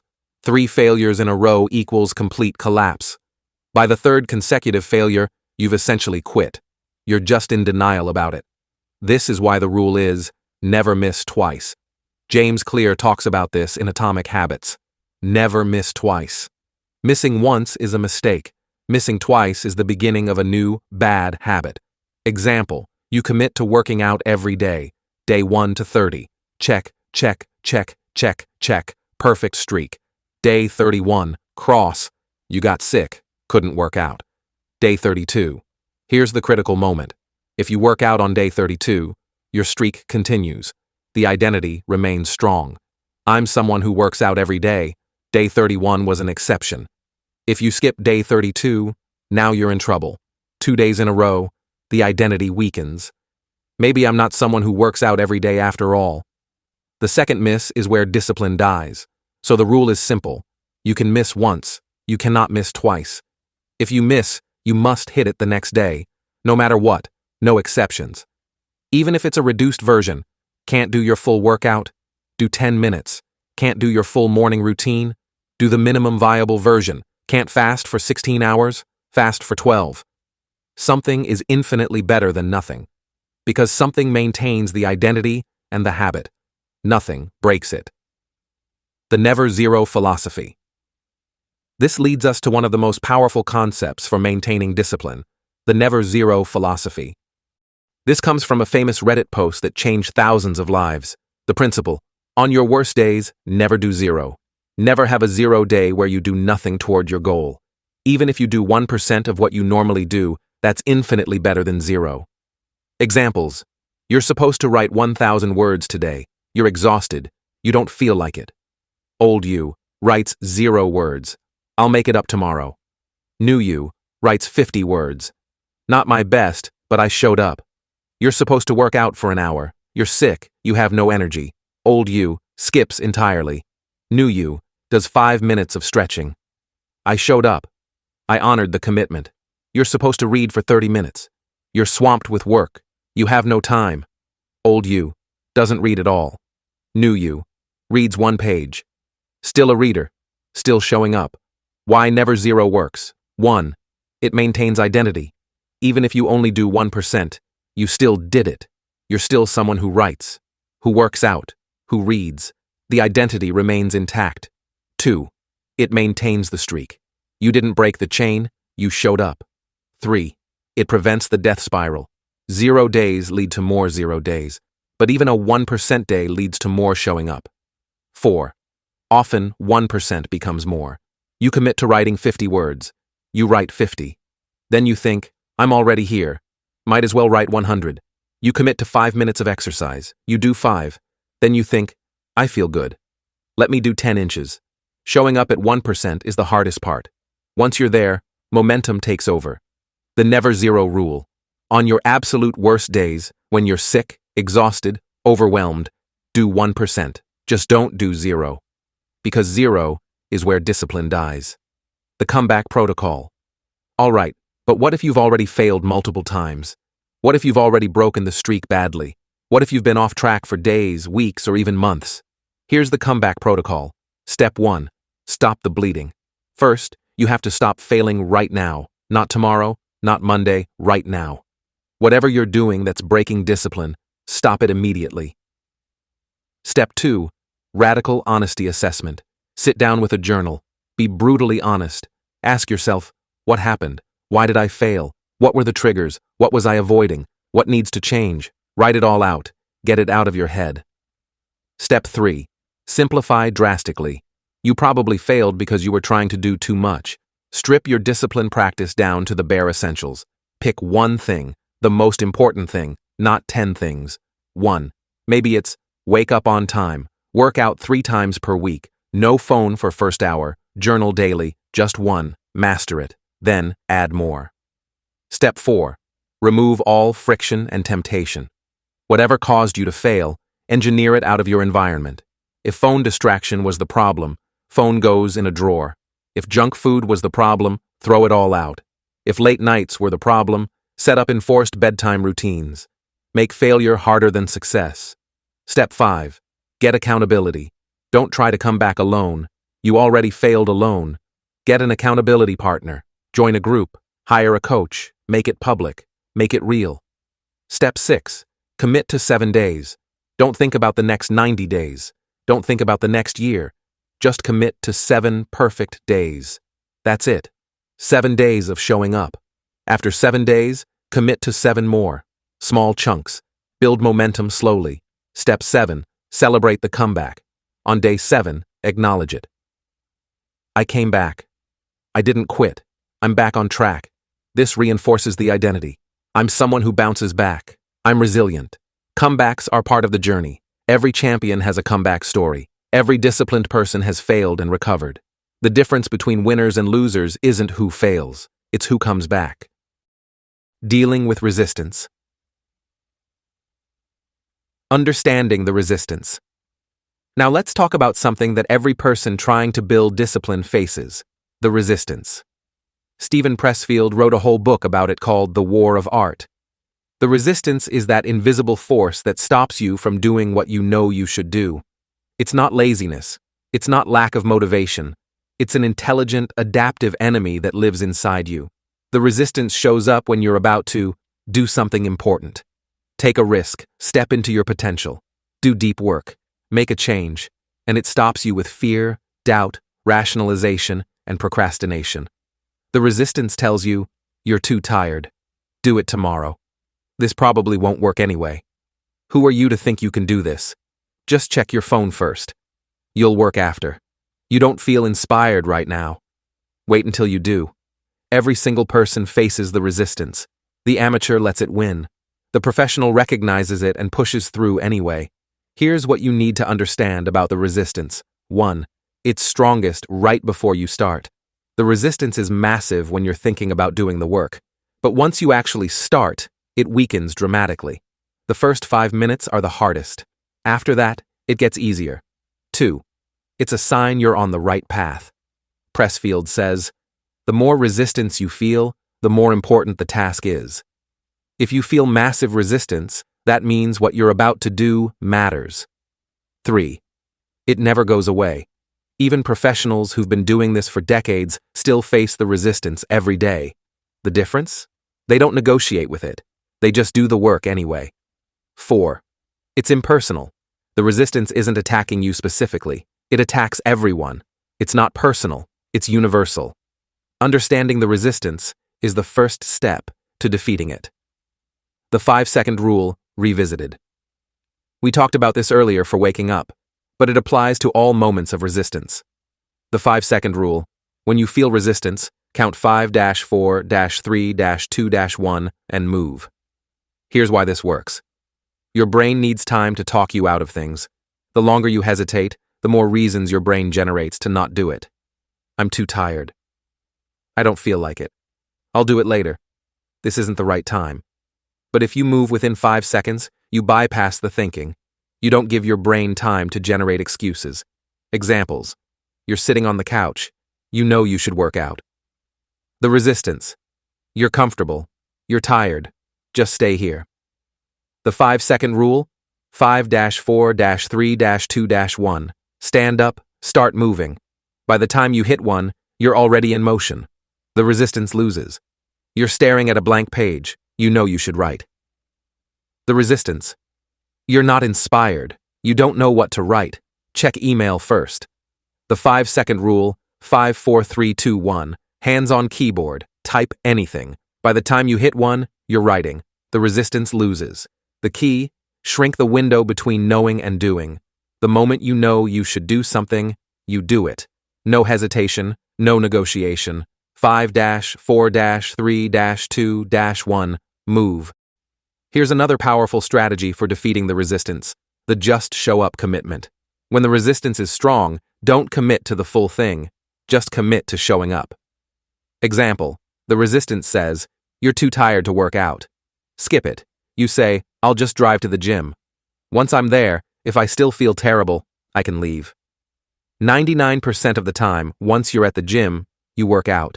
Because showing up was the hard part. Example. The resistance says, you're not in the mood to write. Do it tomorrow. You say, I'll just open the document and write one sentence. If I hate it, I'll stop. 99% of the time, once you write one sentence, you write more. Because starting was the hard part. The strategy. Lower the commitment so low that the resistance can't argue. I'm not committing to a 60-minute workout. I'm committing to walking into the gym. I'm not committing to writing 1,000 words. I'm committing to writing one sentence. Once you show up, momentum takes over. And the resistance loses. Lowering the bar to maintain consistency. This ties into everything we've talked about. Consistency beats intensity. It's better to show up every day at 60% than to show up twice a week at 100%. Why? Because consistency builds the habit, builds the identity, builds the discipline. Intensity without consistency is just sporadic effort. It doesn't compound. So on hard days, lower the bar. Monday, Wednesday, you crush it. 100% effort, full workouts, deep work, perfect execution. Thursday, you're exhausted, you're stressed, you're running on fumes. Old you, skips everything. I'll make up for it tomorrow. New you, lowers the bar, does 20% of your normal routine, but you show up. Maybe that's 10 minutes of exercise instead of 15 minutes of work instead of 2 hours. 1 page of reading instead of 35 minutes of meditation instead of 20, you still showed up. You maintained the streak. You reinforced the identity. And here's what's beautiful. Often, that 20% day turns into a 50% day. You show up for 10 minutes of exercise, and you end up doing 30. You commit to 1 page of reading, and you end up reading 10. But even if it stays at 20%, that's still a win. Because 0 compounds to 0. But 20% compounds to something. The bar should be high on your best days. The bar should be low enough to maintain on your worst days. But the bar should never be 0. Long-term sustainability. Preventing discipline fatigue. Let's talk about something critical for long-term success. Discipline fatigue. This is different from burnout. Burnout is complete collapse. Discipline fatigue is when discipline starts to feel heavy, exhausting, draining. You're still doing the things, but it doesn't feel good anymore. You're grinding, but the joy is gone. You're showing up, but it's pure willpower. No momentum, no flow. This is dangerous, because discipline fatigue leads to burnout if you don't address it. Signs of discipline fatigue. You're doing the habits, but you resent them. You're constantly thinking, I don't want to do this. You're fantasizing about quitting. You're not enjoying any of the process. You're white-knuckling through every day. If you notice these signs, it's time to adjust. How to prevent discipline fatigue. 1. Remember your why. Why are you doing this? If you've lost touch with your purpose, reconnect. Visualize the end result. Feel the emotions of achieving it. Discipline without purpose is just suffering. 2. Inject variety. Maybe you're bored because you're doing the exact same thing every day. Change it up. Different workouts, different locations for work, different routes for runs, different healthy meals. Keep the discipline, but add variety. 3. Celebrate progress. You're probably so focused on what's next that you're not appreciating how far you've come. Look back, see your progress, celebrate it. 4. Take a strategic rest week. Lower intensity for a week. Maintain the habits, but reduce the pressure. This gives you a mental break while maintaining momentum. 5. Rediscover joy. Discipline shouldn't be miserable 100% of the time. Find aspects you enjoy, focus on those. If you hate running but love hiking, hike. If you hate writing articles but love journaling, journal. Discipline should challenge you, but it shouldn't destroy you. Strategic breaks and recovery. We talked about this earlier, but it's worth repeating. Rest is part of the discipline. You need strategic breaks, not as weakness, as strategy. Daily recovery. Breaks between work sessions. Evening wind down, quality sleep. Weekly recovery. 1 lower intensity day per week. Time for hobbies, fun, social connection. Monthly recovery. 1 easy week per month, lower training volume, more personal time. Quarterly recovery.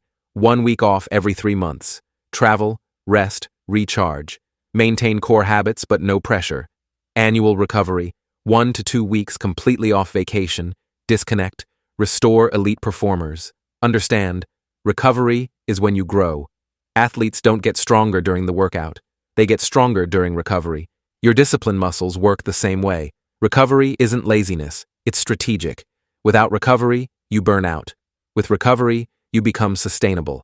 Sustainable discipline beats intense burnout every time. Evolution of your discipline practice. Here's something important to understand. Your discipline practice will evolve. What you're doing now won't be what you're doing in a year, and that's not only okay, it's necessary. Stage 1. Building the foundation, months 1 to 3. You're learning the basics, building core habits, establishing routines. Everything feels new. Everything requires effort. This is the hardest stage. You're building from scratch. You're fighting old patterns.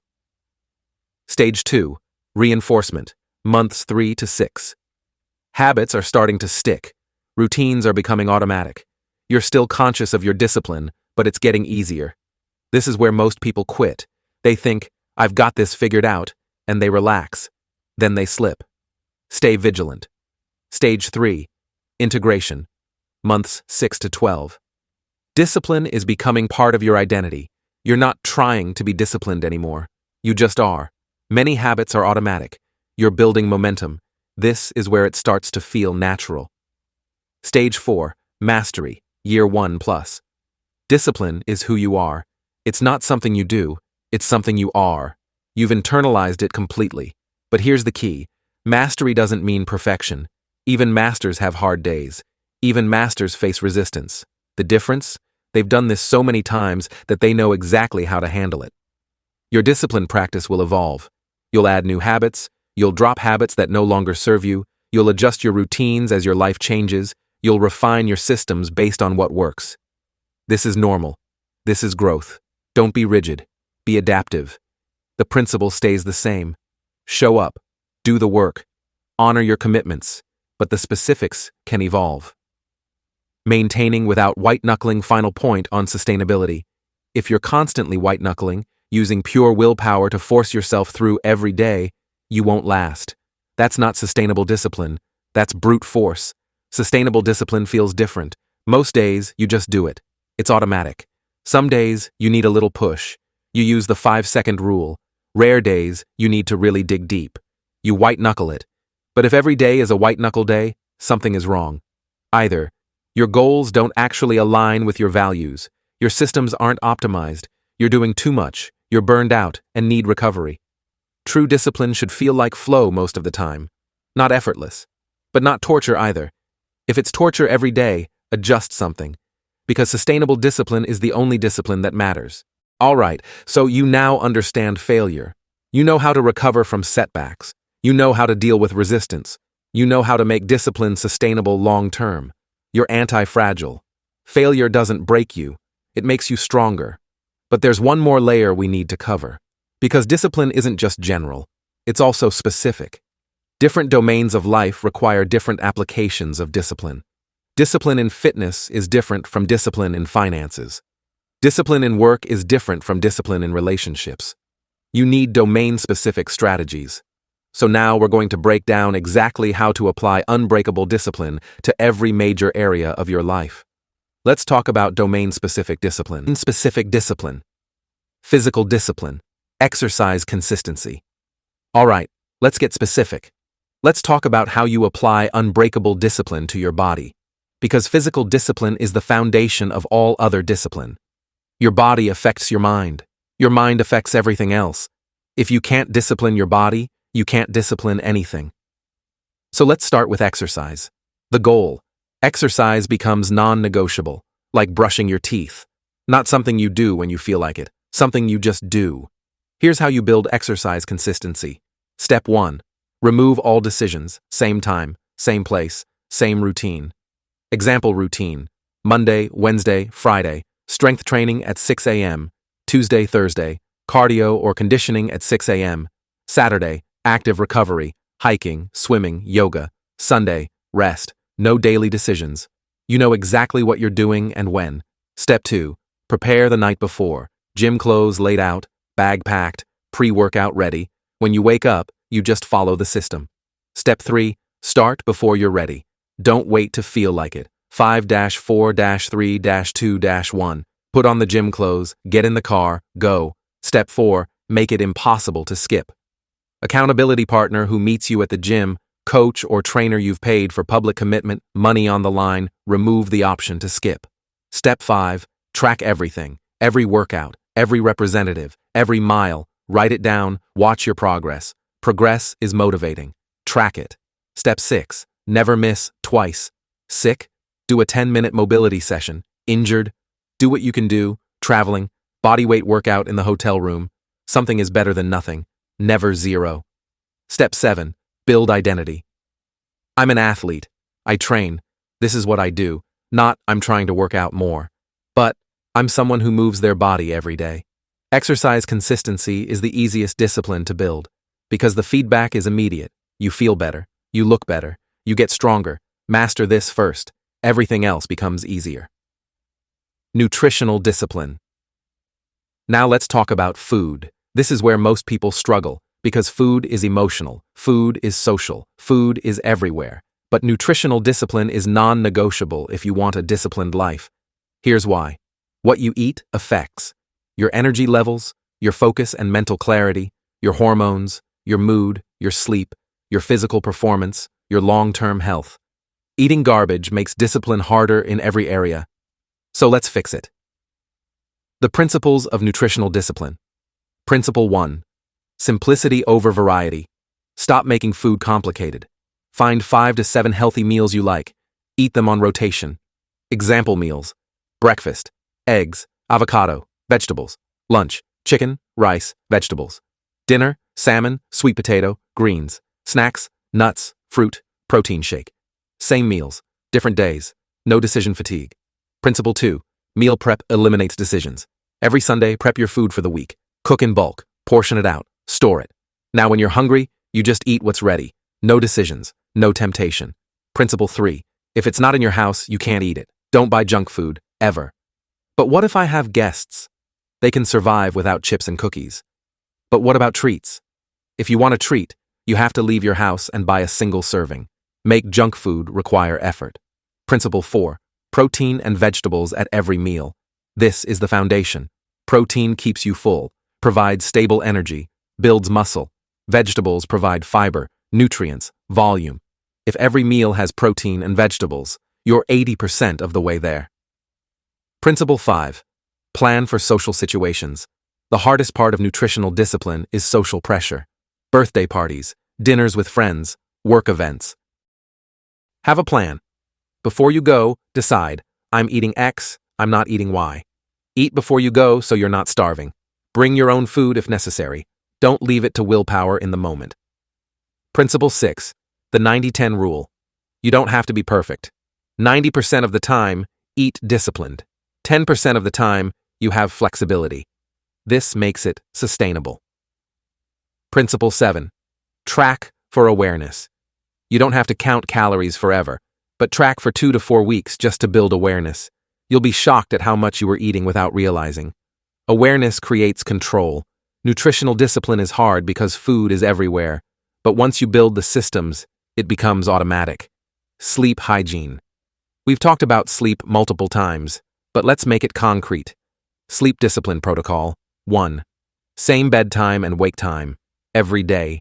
Pick a bedtime that gives you 8 hours before your wake time. Example, 10 p.m. to 6 a.m. Every single day, including weekends, including holidays. Your circadian rhythm needs consistency. 2. Wind down routine starts 90 minutes before bed. 9 p.m. Wind down begins. No screens, phone, TV, computer. Dim the lights. Read, journal, stretch, meditate. Take a hot shower, body temperature drop, helps sleep. 10 p.m., lights out. Same routine.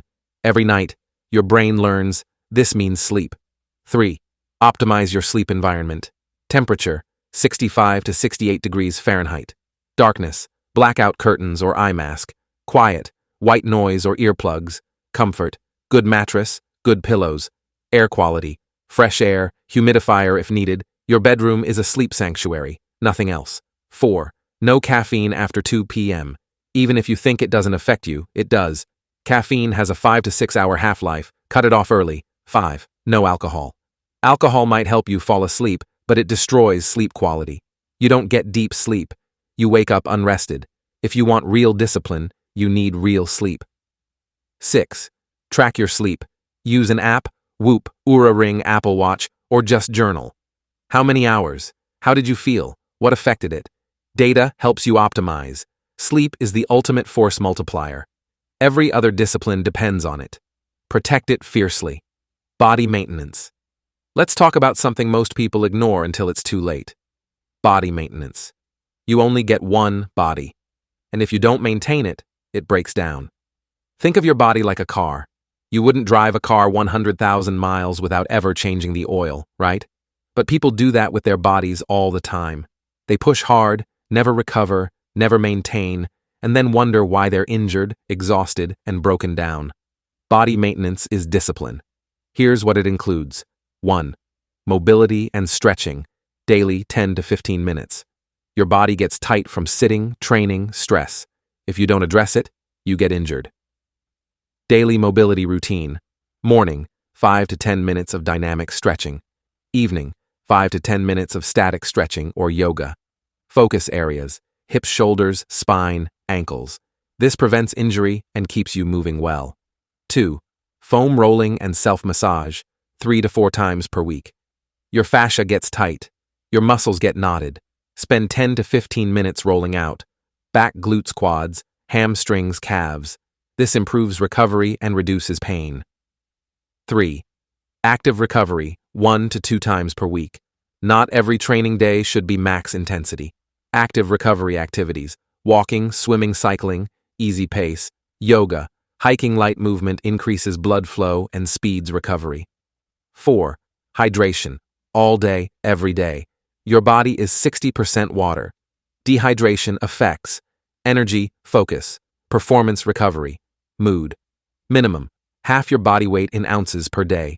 If you weigh 180 pounds, drink 90 ounces of water. More if you're training hard or it's hot. 5. Injury prevention and prehab. Don't wait until you're injured to address weaknesses. Common weak points, rotator cuff, lower back, knees, ankles. Spend 5 to 10 minutes per day on prehab exercises, resistance bands, bodyweight exercises, stability work. Preventing injury is easier than recovering from injury. 6. Regular checkups. Get your blood work done annually. See a dentist twice a year. Get a physical every year. Catch problems early. 7. Listen to your body. This is the hardest one for disciplined people. You're so used to pushing through pain that you ignore warning signs. There's a difference between discomfort and injury. Discomfort, muscle burn, fatigue, mental resistance. Push through. Injury, sharp pain, joint pain, something feels wrong. Stop. Discipline is knowing when to push and when to rest. Body maintenance isn't optional. Your body is the vehicle for everything else in your life. Maintain it, or it will break down. Financial discipline. Budgeting and spending control. Let's talk about money. Because financial discipline is one of the most important and most neglected forms of discipline. Most people are financially undisciplined. They spend impulsively. They don't budget. They don't save. They don't invest. And then they wonder why they're stressed about money. Financial discipline equals financial freedom. Let's fix it. Step 1. Know your numbers. Most people have no idea how much they make or how much they spend. Sit down right now and calculate. Monthly income, after tax, monthly expenses, every single thing you spend on.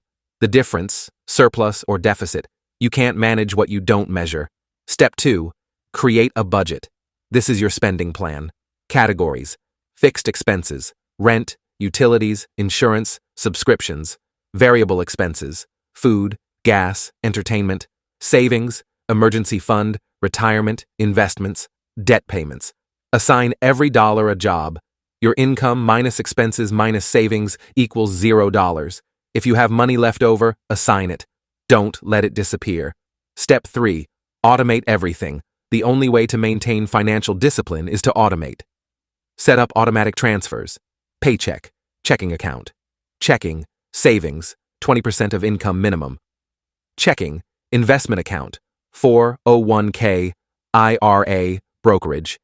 Checking, bills, rent, utilities, subscriptions. Everything happens automatically. No decisions needed. Step 4. The 24-hour rule for purchases. Impulse buying destroys financial discipline. The rule: for any purchase over $50, wait 24 hours. If you still want it 24 hours later, buy it. Most of the time, you won't. Impulse fades. Discipline stays. Step 5. Cut ruthlessly. Look at your spending. Find the waste. Common money drains. Subscriptions you don't use. Streaming, apps, gyms. Eating out constantly. Cook at home. Buying coffee daily. Make it at home. Impulse purchases. Amazon, Target runs. Cut the fat. Redirect to savings and investments. Step 6. Track spending weekly.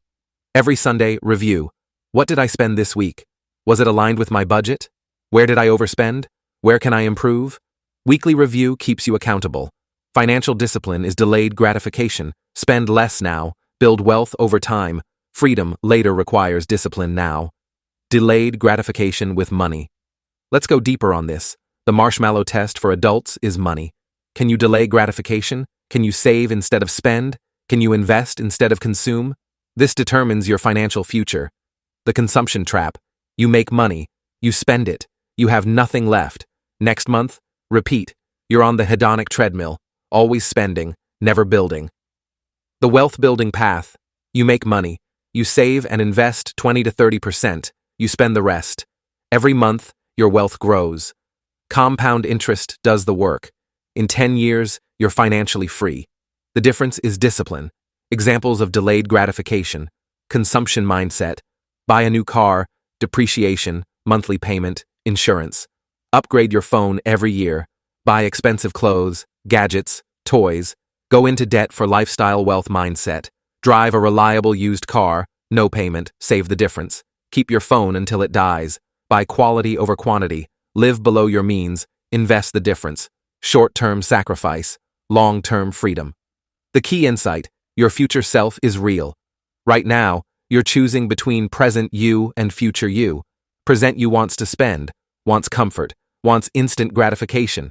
Future you wants financial security, wants options, wants freedom. Who wins depends on your discipline. Here's how to strengthen delayed gratification. 1. Visualize future you. Imagine yourself at 40, 50, 60.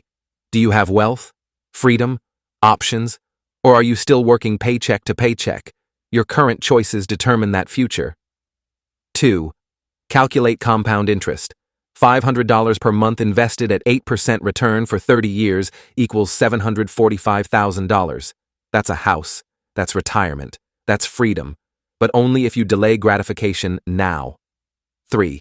Make saving automatic. Don't rely on willpower. Money goes to savings first. Automatically.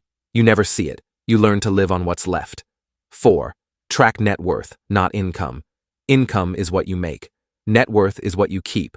Track your net worth monthly. Watch it grow. That's your scoreboard. Financial discipline is hard because the payoff is delayed. But it's the most important discipline you can build. Building wealth through discipline. Let's talk about the actual wealth building formula. Because it's simpler than people think.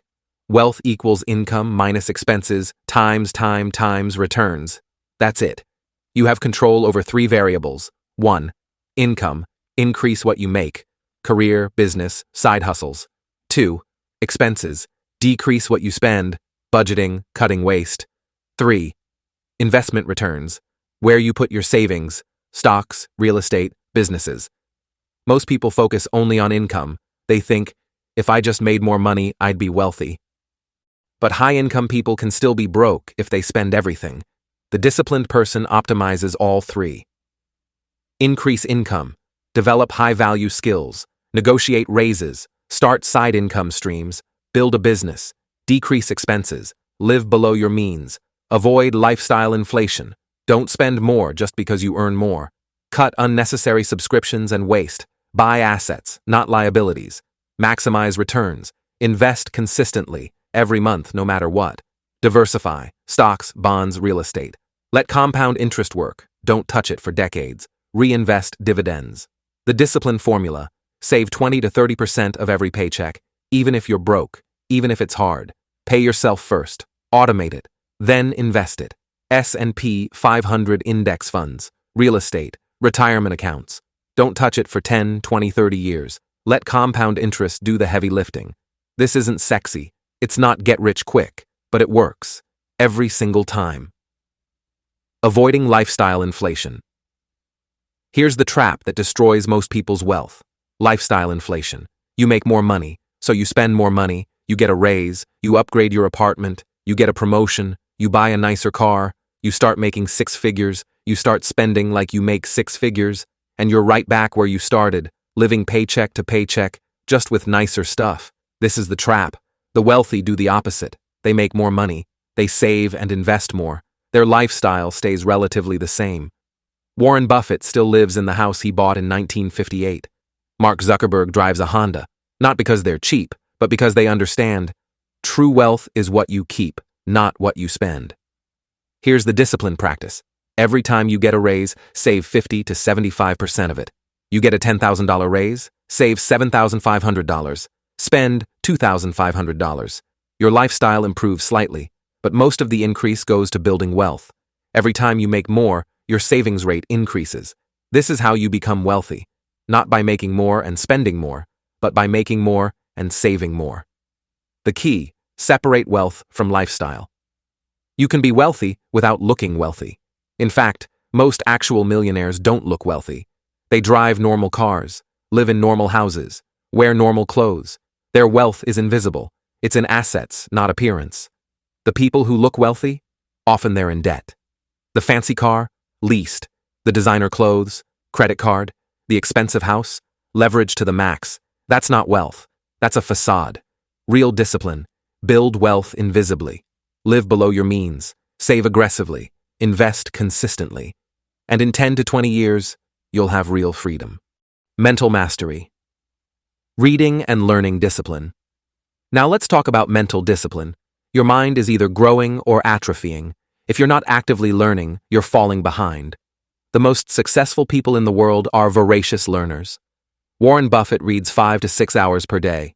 Elon Musk taught himself rocket science by reading. Bill Gates reads 50 books per year. Leaders are readers. But most people don't read. They scroll, they watch, they consume junk information. Their minds atrophy. Here's how to build reading and learning discipline. Step 1. Set a minimum daily reading target. Start small, 10 pages per day, or 20 minutes. That's 3,650 pages per year, about 12 to 15 books, more than most people will read in their entire lives. Step 2. Read at the same time every day. Morning routine? Read for 20 minutes. Evening wind down? Read for 30 minutes. Make it a habit. Same time, same place. Step 3. Always have a book with you. Physical book, Kindle, audiobook, waiting in line, read commuting, audiobook, lunch break, read capture every spare moment. Step 4. Track what you read. Keep a list. Write reviews. Take notes. This reinforces learning and creates accountability. Step 5. Read what improves you, not just fiction, not just entertainment. Read to grow, biographies of successful people, business and strategy, psychology and philosophy skills you want to develop. Entertainment is fine, but prioritize growth. Step 6. Apply what you learn. Don't just read, implement. Read a book on habits, build a new habit. Read a book on discipline, apply the strategies. Knowledge without action is worthless. Reading discipline compounds. Every book you read makes the next one easier to understand. Every concept you learn connects to others. Your mind becomes sharper. Your thinking becomes deeper. This is mental discipline. Deep work and focus protocols. Let's talk about focus. In a world of infinite distraction, the ability to focus deeply is a superpower. Most people can't focus for 10 minutes without checking their phone. If you can focus for 2 to 4 hours at a time, you're in the top 1%. And you'll accomplish more in one focused hour than most people accomplish in a week. Here's the deep work protocol. Step 1. Schedule deep work blocks. Put them on your calendar. 2 to 4 hour blocks. These are sacred, non-negotiable. Step 2. Eliminate all distractions. Phone in another room, not just silent, gone. Close all browser tabs, except what you need. Use website blockers, freedom, cold turkey, headphones with focus music or silence. Do not disturb on computer. Tell people you're unavailable. Create a distraction-free environment. Step 3. Define the task before you start. Don't sit down to work. Sit down to write 1,000 words on Chapter 3, or solve the client proposal, or code the login feature. Specific task, clear outcome. Step 4. Use the Pomodoro technique, optional. Work for 25 to 50 minutes, break for 5 to 10 minutes. Repeat. This maintains focus over long periods. Step 5. Track your deep work hours. How many hours of real, focused deep work did you get this week? Most people? Less than 5. Aim for 15 to 20 hours per week. That's 3 to 4 hours per day, 5 days a week. If you hit that, you're in the elite. Step 6. Protect deep work time ruthlessly. People will try to schedule meetings during your deep work time. Say no. I'm unavailable from 6 to 10 a.m. That's my deep work time. Your focus is your most valuable asset. Protect it. Deep work is where you create value. Everything else is just maintenance. Creative discipline, showing up daily. Let's talk about creative work. Writing, article, music, building, creating. Creative discipline is different from other discipline because there's no immediate feedback. You can work out and feel the burn. Immediate reward. You can eat healthy and feel better. Immediate feedback. But creative work? You can write for months and have nothing to show for it. You can build for years before anyone cares. This is why most people quit. They don't see results fast enough. But here's the secret of all successful creators. They show up every day, whether they feel inspired or not. Stephen King writes 2,000 words every single day, even on Christmas. Jerry Seinfeld wrote jokes every single day for years. Picasso created over 50,000 works of art in his lifetime. They didn't wait for inspiration. They created discipline. Here's the creative discipline protocol. 1. Same time, same place, every day. Your brain learns, this is creation time. 2. Set a minimum daily output. Writers, 500 to 1,000 words per day. Artists, 30 minutes of creation. Musicians, 30 minutes of practice, something every single day. No exceptions. 3. Lower the bar on hard days. Don't wait for inspiration. Don't wait to feel creative. Just show up. Create garbage if you have to. Bad writing can be edited. No writing can't. 4. Separate creation from editing. Don't create and judge simultaneously. Create first, edit later. Otherwise, your inner critic kills everything before it's born. 5. Track your streak. Every day you create, mark it.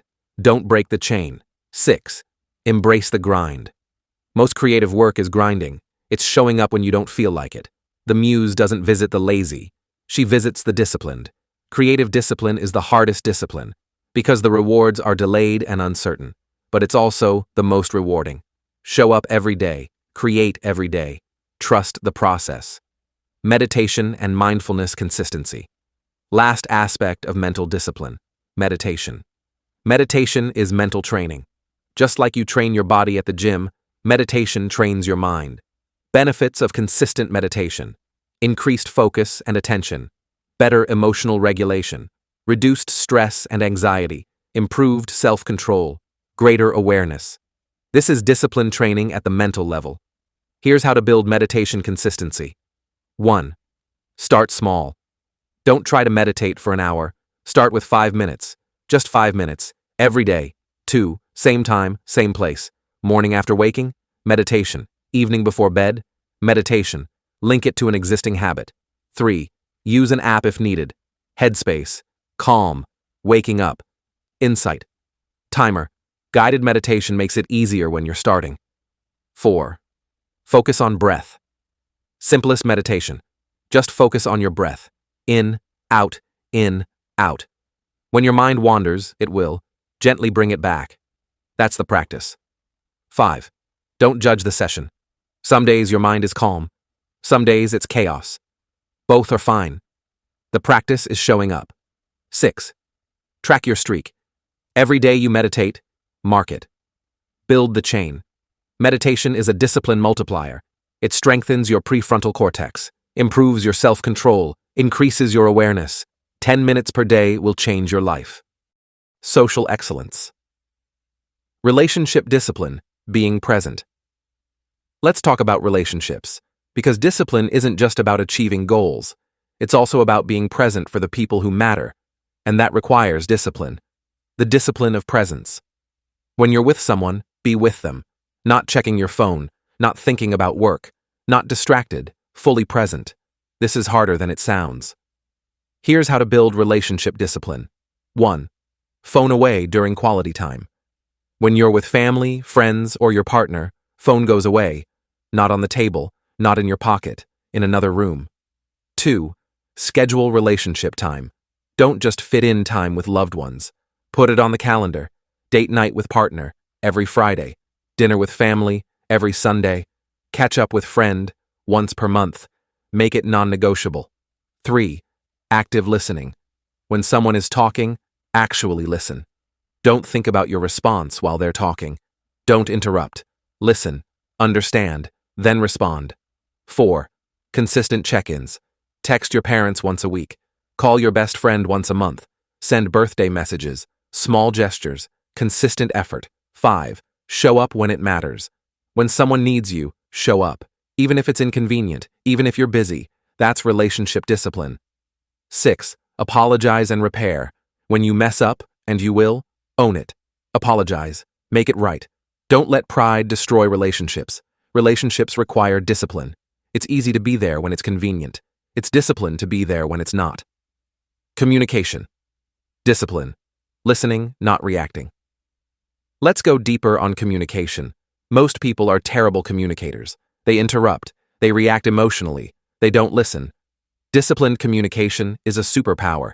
Here's what it looks like. 1. Listen more than you talk. You have 2 ears and 1 mouth. Use them proportionally. Truly listen. Don't just wait for your turn to talk. 2. Pause before responding. When someone says something that triggers you, pause. Take a breath. Don't react. Respond. Reacting is emotional. Responding is intentional. 3. Ask clarifying questions. What I'm hearing is that right? Tell me more about that. How did that make you feel? Seek to understand before being understood. 4. Control your tone. It's not just what you say, it's how you say it. Discipline your tone, especially in conflict. 5. No interrupting. Let people finish their thoughts, even if you disagree, even if you're excited to respond. Wait until they're done. 6. Take responsibility in conflicts. I hear you. I could have handled that better. Here's what I'll do differently. Own your part.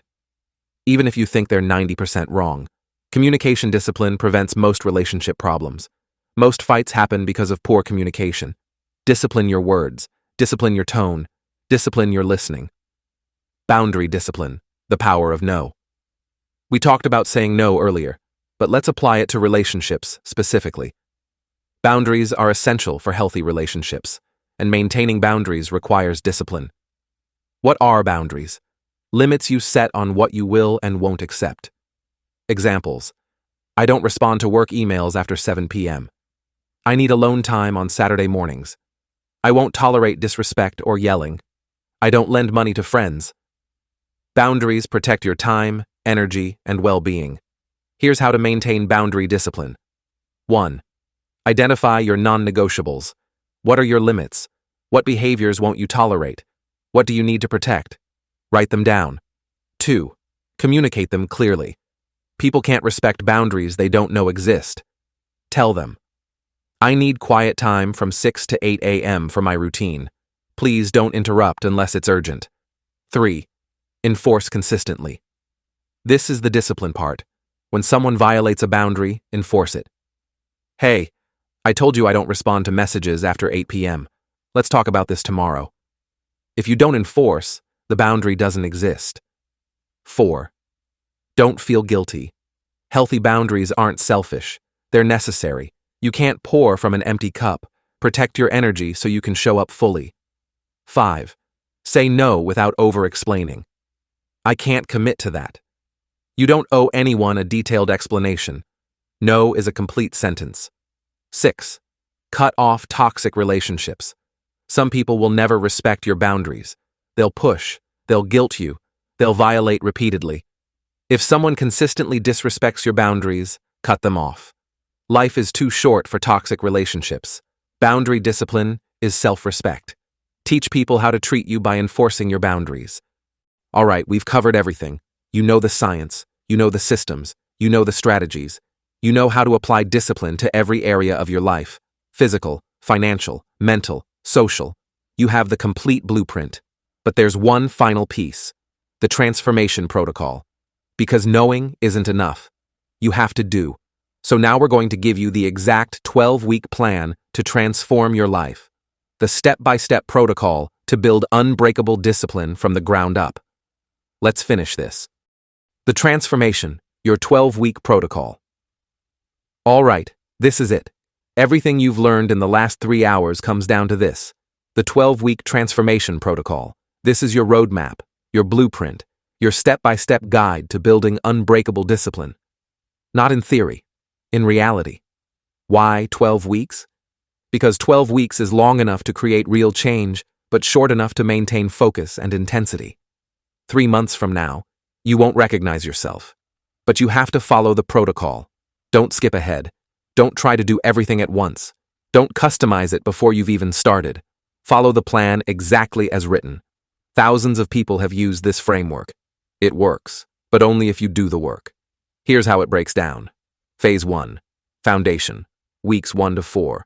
Build the base. Establish core habits. Remove obstacles. Phase 2. Expansion. Weeks 5 to 8. Add complexity. Increase intensity. Stack habits.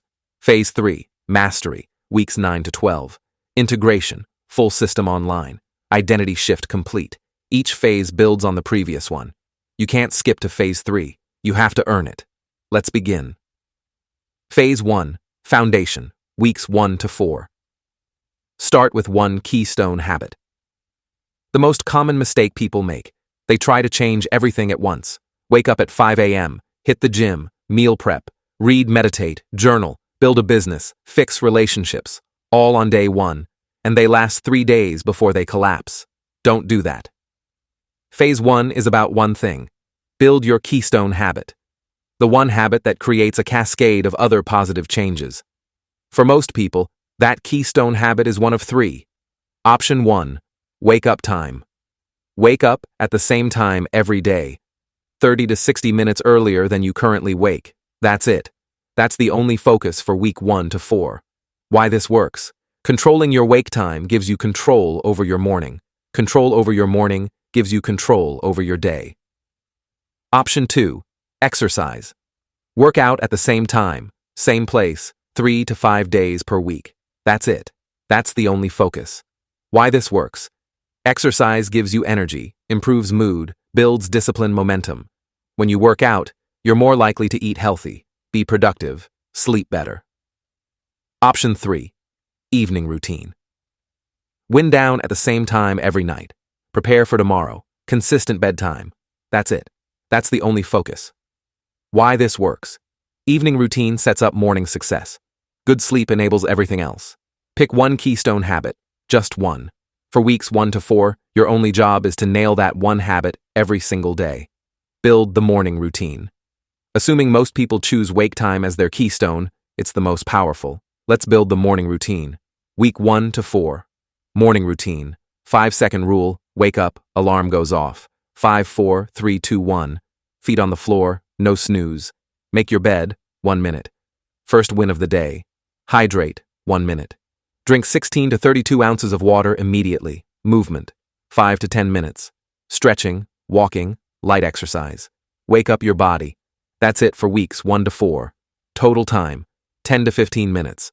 You're not building a 2-hour morning routine yet. You're building the habit of controlling your mornings. Every single day for 4 weeks.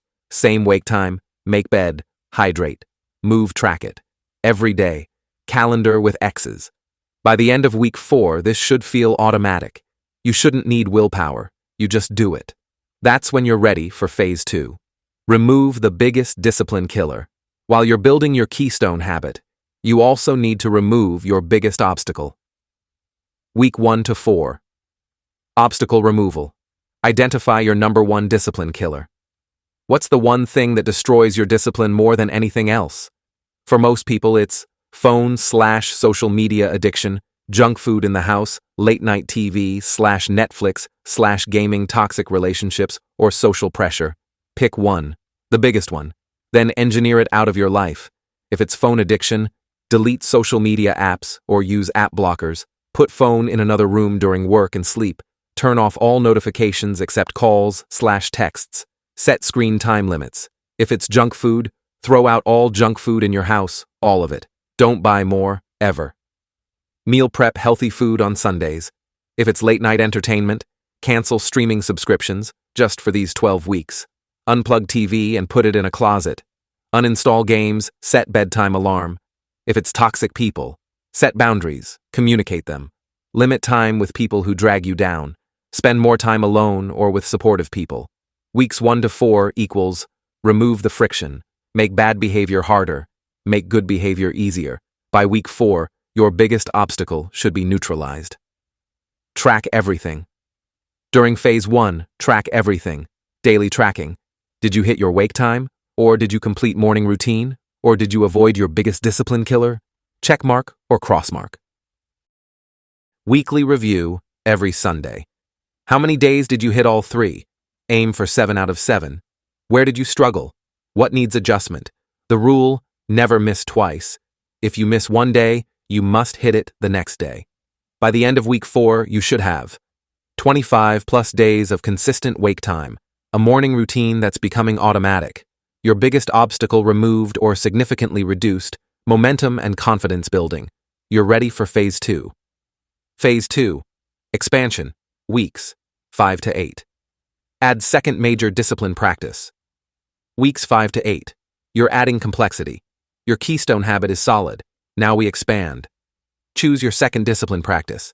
This should be something that directly supports your goals. Option 1.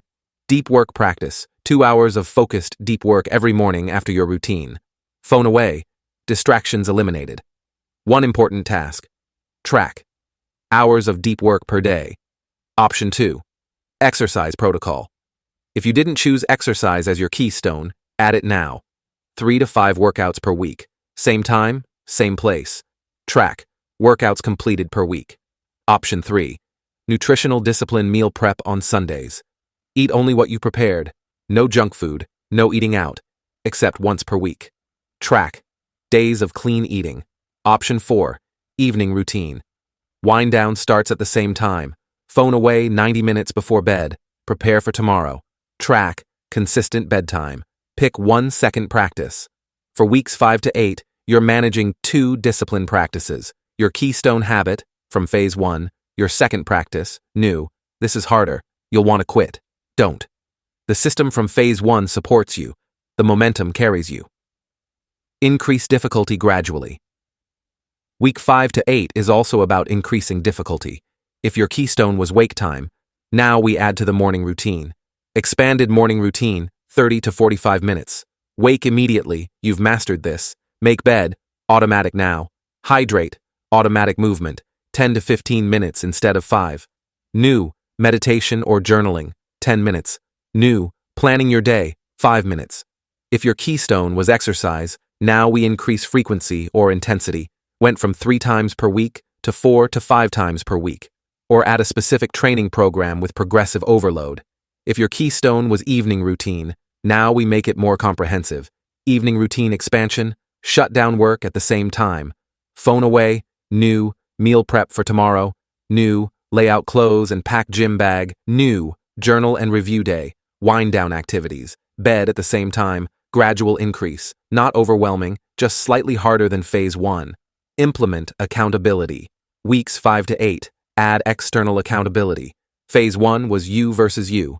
Phase 2 brings in external pressure. Choose your accountability method. Option 1, public commitment. Post on social media. I'm on week 5 of my 12-week discipline transformation. Here's what I'm committing to.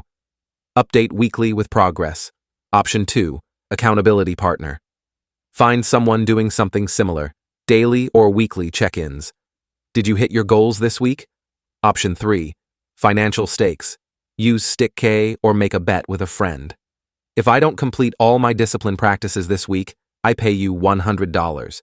Option 4, join a community Reddit, r/discipline, r/getdisciplined, Discord groups, mastermind groups. Share your journey, get support. Having someone else watching makes you more likely to follow through. Social pressure is powerful. Use it. First major challenge, test. Week 7, you face your first real test. By week 7, you've been consistent for 6 weeks. You have momentum. You're feeling good. This is when life throws a curveball. You get sick. Work gets crazy. Family emergency. Travel. Something disrupts your routine. This is the test. Most people fail here. They get disrupted and completely fall off. I'll start again after this passes. And they never do. You're different. When the disruption comes, 1. Don't abandon the system entirely. 2. Implement the never zero rule. Can't do your full routine? Do 10%. Can't work out for an hour? Do 10 minutes. Can't meditate for 20 minutes? Do 3. Something, not nothing. 3. Get back to 100% within 24 to 48 hours. As soon as the disruption passes, you're back on track immediately. No, I'll start Monday. Passing this test proves you're serious. You're not just someone who's disciplined when it's easy. You're someone who maintains discipline when it's hard. Phase 3, mastery, weeks 9 to 12. Full system integration. Weeks 9 to 12. Everything comes together. By now you've built a solid morning routine, a second major discipline practice, systems to remove obstacles, external accountability, the ability to handle disruptions. Now we integrate everything into a complete discipline lifestyle. Week 9 to 12. Daily structure, morning, 90 to 120 minutes. Wake at same time, automatic. Morning routine, automatic. Deep work or exercise, whichever you prioritized. Midday, healthy meal, meal prepped, no decisions. Short walk or movement break, second work block or personal time. Most people lack discipline, not knowledge. You know what you need to do to get in shape. You know what you need to do to build wealth. You know what you need to do to succeed. You just don't do it. Why? Because it's hard. Because it's uncomfortable. Because it requires sacrifice. And you've been choosing comfort over discipline. But here's what I want you to understand. Everything you want is right there. On the other side of discipline. It's not far away. It's not impossible. It's not out of reach. It's just on the other side of doing the hard things consistently. The body you want is 6 to 12 months of disciplined training and eating away. The wealth you want is 5 to 10 years of disciplined saving and investing away. The success you want is 1 to 3 years of disciplined deep work away. It's all there, waiting for you. The only question is, will you pay the price? You are capable of far more. Let me tell you something you need to hear. You are capable of far more than you believe. The limits you think you have? Most of them are lies. The discipline you think you lack? You have it. You've just never trained it. The person you think you can't become? You can. You just haven't committed yet. Every human has the capacity for discipline. It's not genetic. It's not rare. It's not reserved for special people. It's a skill. and skills can be learned. David Goggins was 300 pounds and depressed. Now he's an ultra-marathon runner and Navy SEAL. Jocko Willink was a regular kid. He built discipline and became a SEAL commander. You can build the same discipline. You're not different. You're not special. You're not uniquely incapable. You just haven't done the work yet. But after 3 hours, you now know exactly what work to do. You have the blueprint. You have the protocol. You have the tools. The only question is, will you use them? The life you want requires the discipline you avoid. Here's the brutal truth. The life you want requires the discipline you're currently avoiding. You can't have extraordinary results with ordinary discipline. You can't have an exceptional life while living like everyone else. If you want what most people don't have, you have to do what most people won't do. Most people won't wake up early. Most people won't work out consistently. Most people won't eat healthy. Most people won't do deep work. Most people won't save money. Most people won't delay gratification. Most people won't build discipline. And most people will live mediocre lives. Is that what you want? Or do you want more? If you want more, you have to be more. And being more requires discipline. The life you want is available. But it requires a version of you that doesn't exist yet. A disciplined version. A committed version. An unbreakable version. And that version is built through 12 weeks of showing up. Every single day. Starting is 80% of the battle. Let me tell you something that will change everything. Starting is 80% of the battle. Most people never start. They watch videos like this. They get motivated. They feel inspired. And then they do nothing. They go back to their old life. They tell themselves, I'll start Monday. And Monday never comes. Don't be that person. The transformation starts right now. Not tomorrow. Not Monday. Not after you get ready. Right now. The moment this video ends, you take action. You pick your keystone habit. You set your alarm for tomorrow. You write down your commitment. You remove your biggest obstacle. You start. Because starting is the hardest part. Once you start, momentum takes over. Once you start, the discipline starts building. Once you start, you've already won. 80% of people won't start. Be the 20% who does. Your commitment ceremony. The discipline oath. All right, this is it. It's time to make your commitment. Not just to me, to yourself. I want you to say this out loud. I commit to building unbreakable discipline. For the next 12 weeks, I will show up every single day. I will do the hard things even when I don't feel like it. I will not make excuses. I will not quit. When I fail, I will recover within 24 hours. When I'm tempted, I will remember my commitment. When I'm tired, I will push through. I am no longer the person I was. I am becoming someone new, someone disciplined, someone who follows through, someone who wins. This is my commitment, and I will honor it. Say it out loud, right now, feel it, mean it. This is your oath, burning your old identity. Now I want you to do something symbolic. Write down who you used to be, the undisciplined you, the person who quit, the person who made excuses. Write it all down, all the ways the old you failed, then destroy it. Burn the paper, rip it up, throw it away. That person is dead. You're not them anymore. You're someone new. And this new person? They have discipline. The first action. The first action you take after this video determines everything. If you close this video and go scroll on your phone, you've already lost. If you close this video and take one disciplined action, you've already won. So here's your first action. Set your alarm for tomorrow. Right now. Not, I'll do it later. Right now. This moment.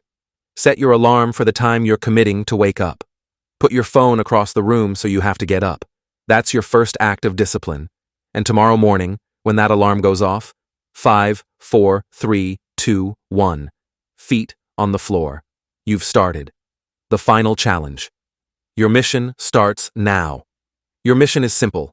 Build unbreakable discipline over the next 12 weeks. Follow the protocol.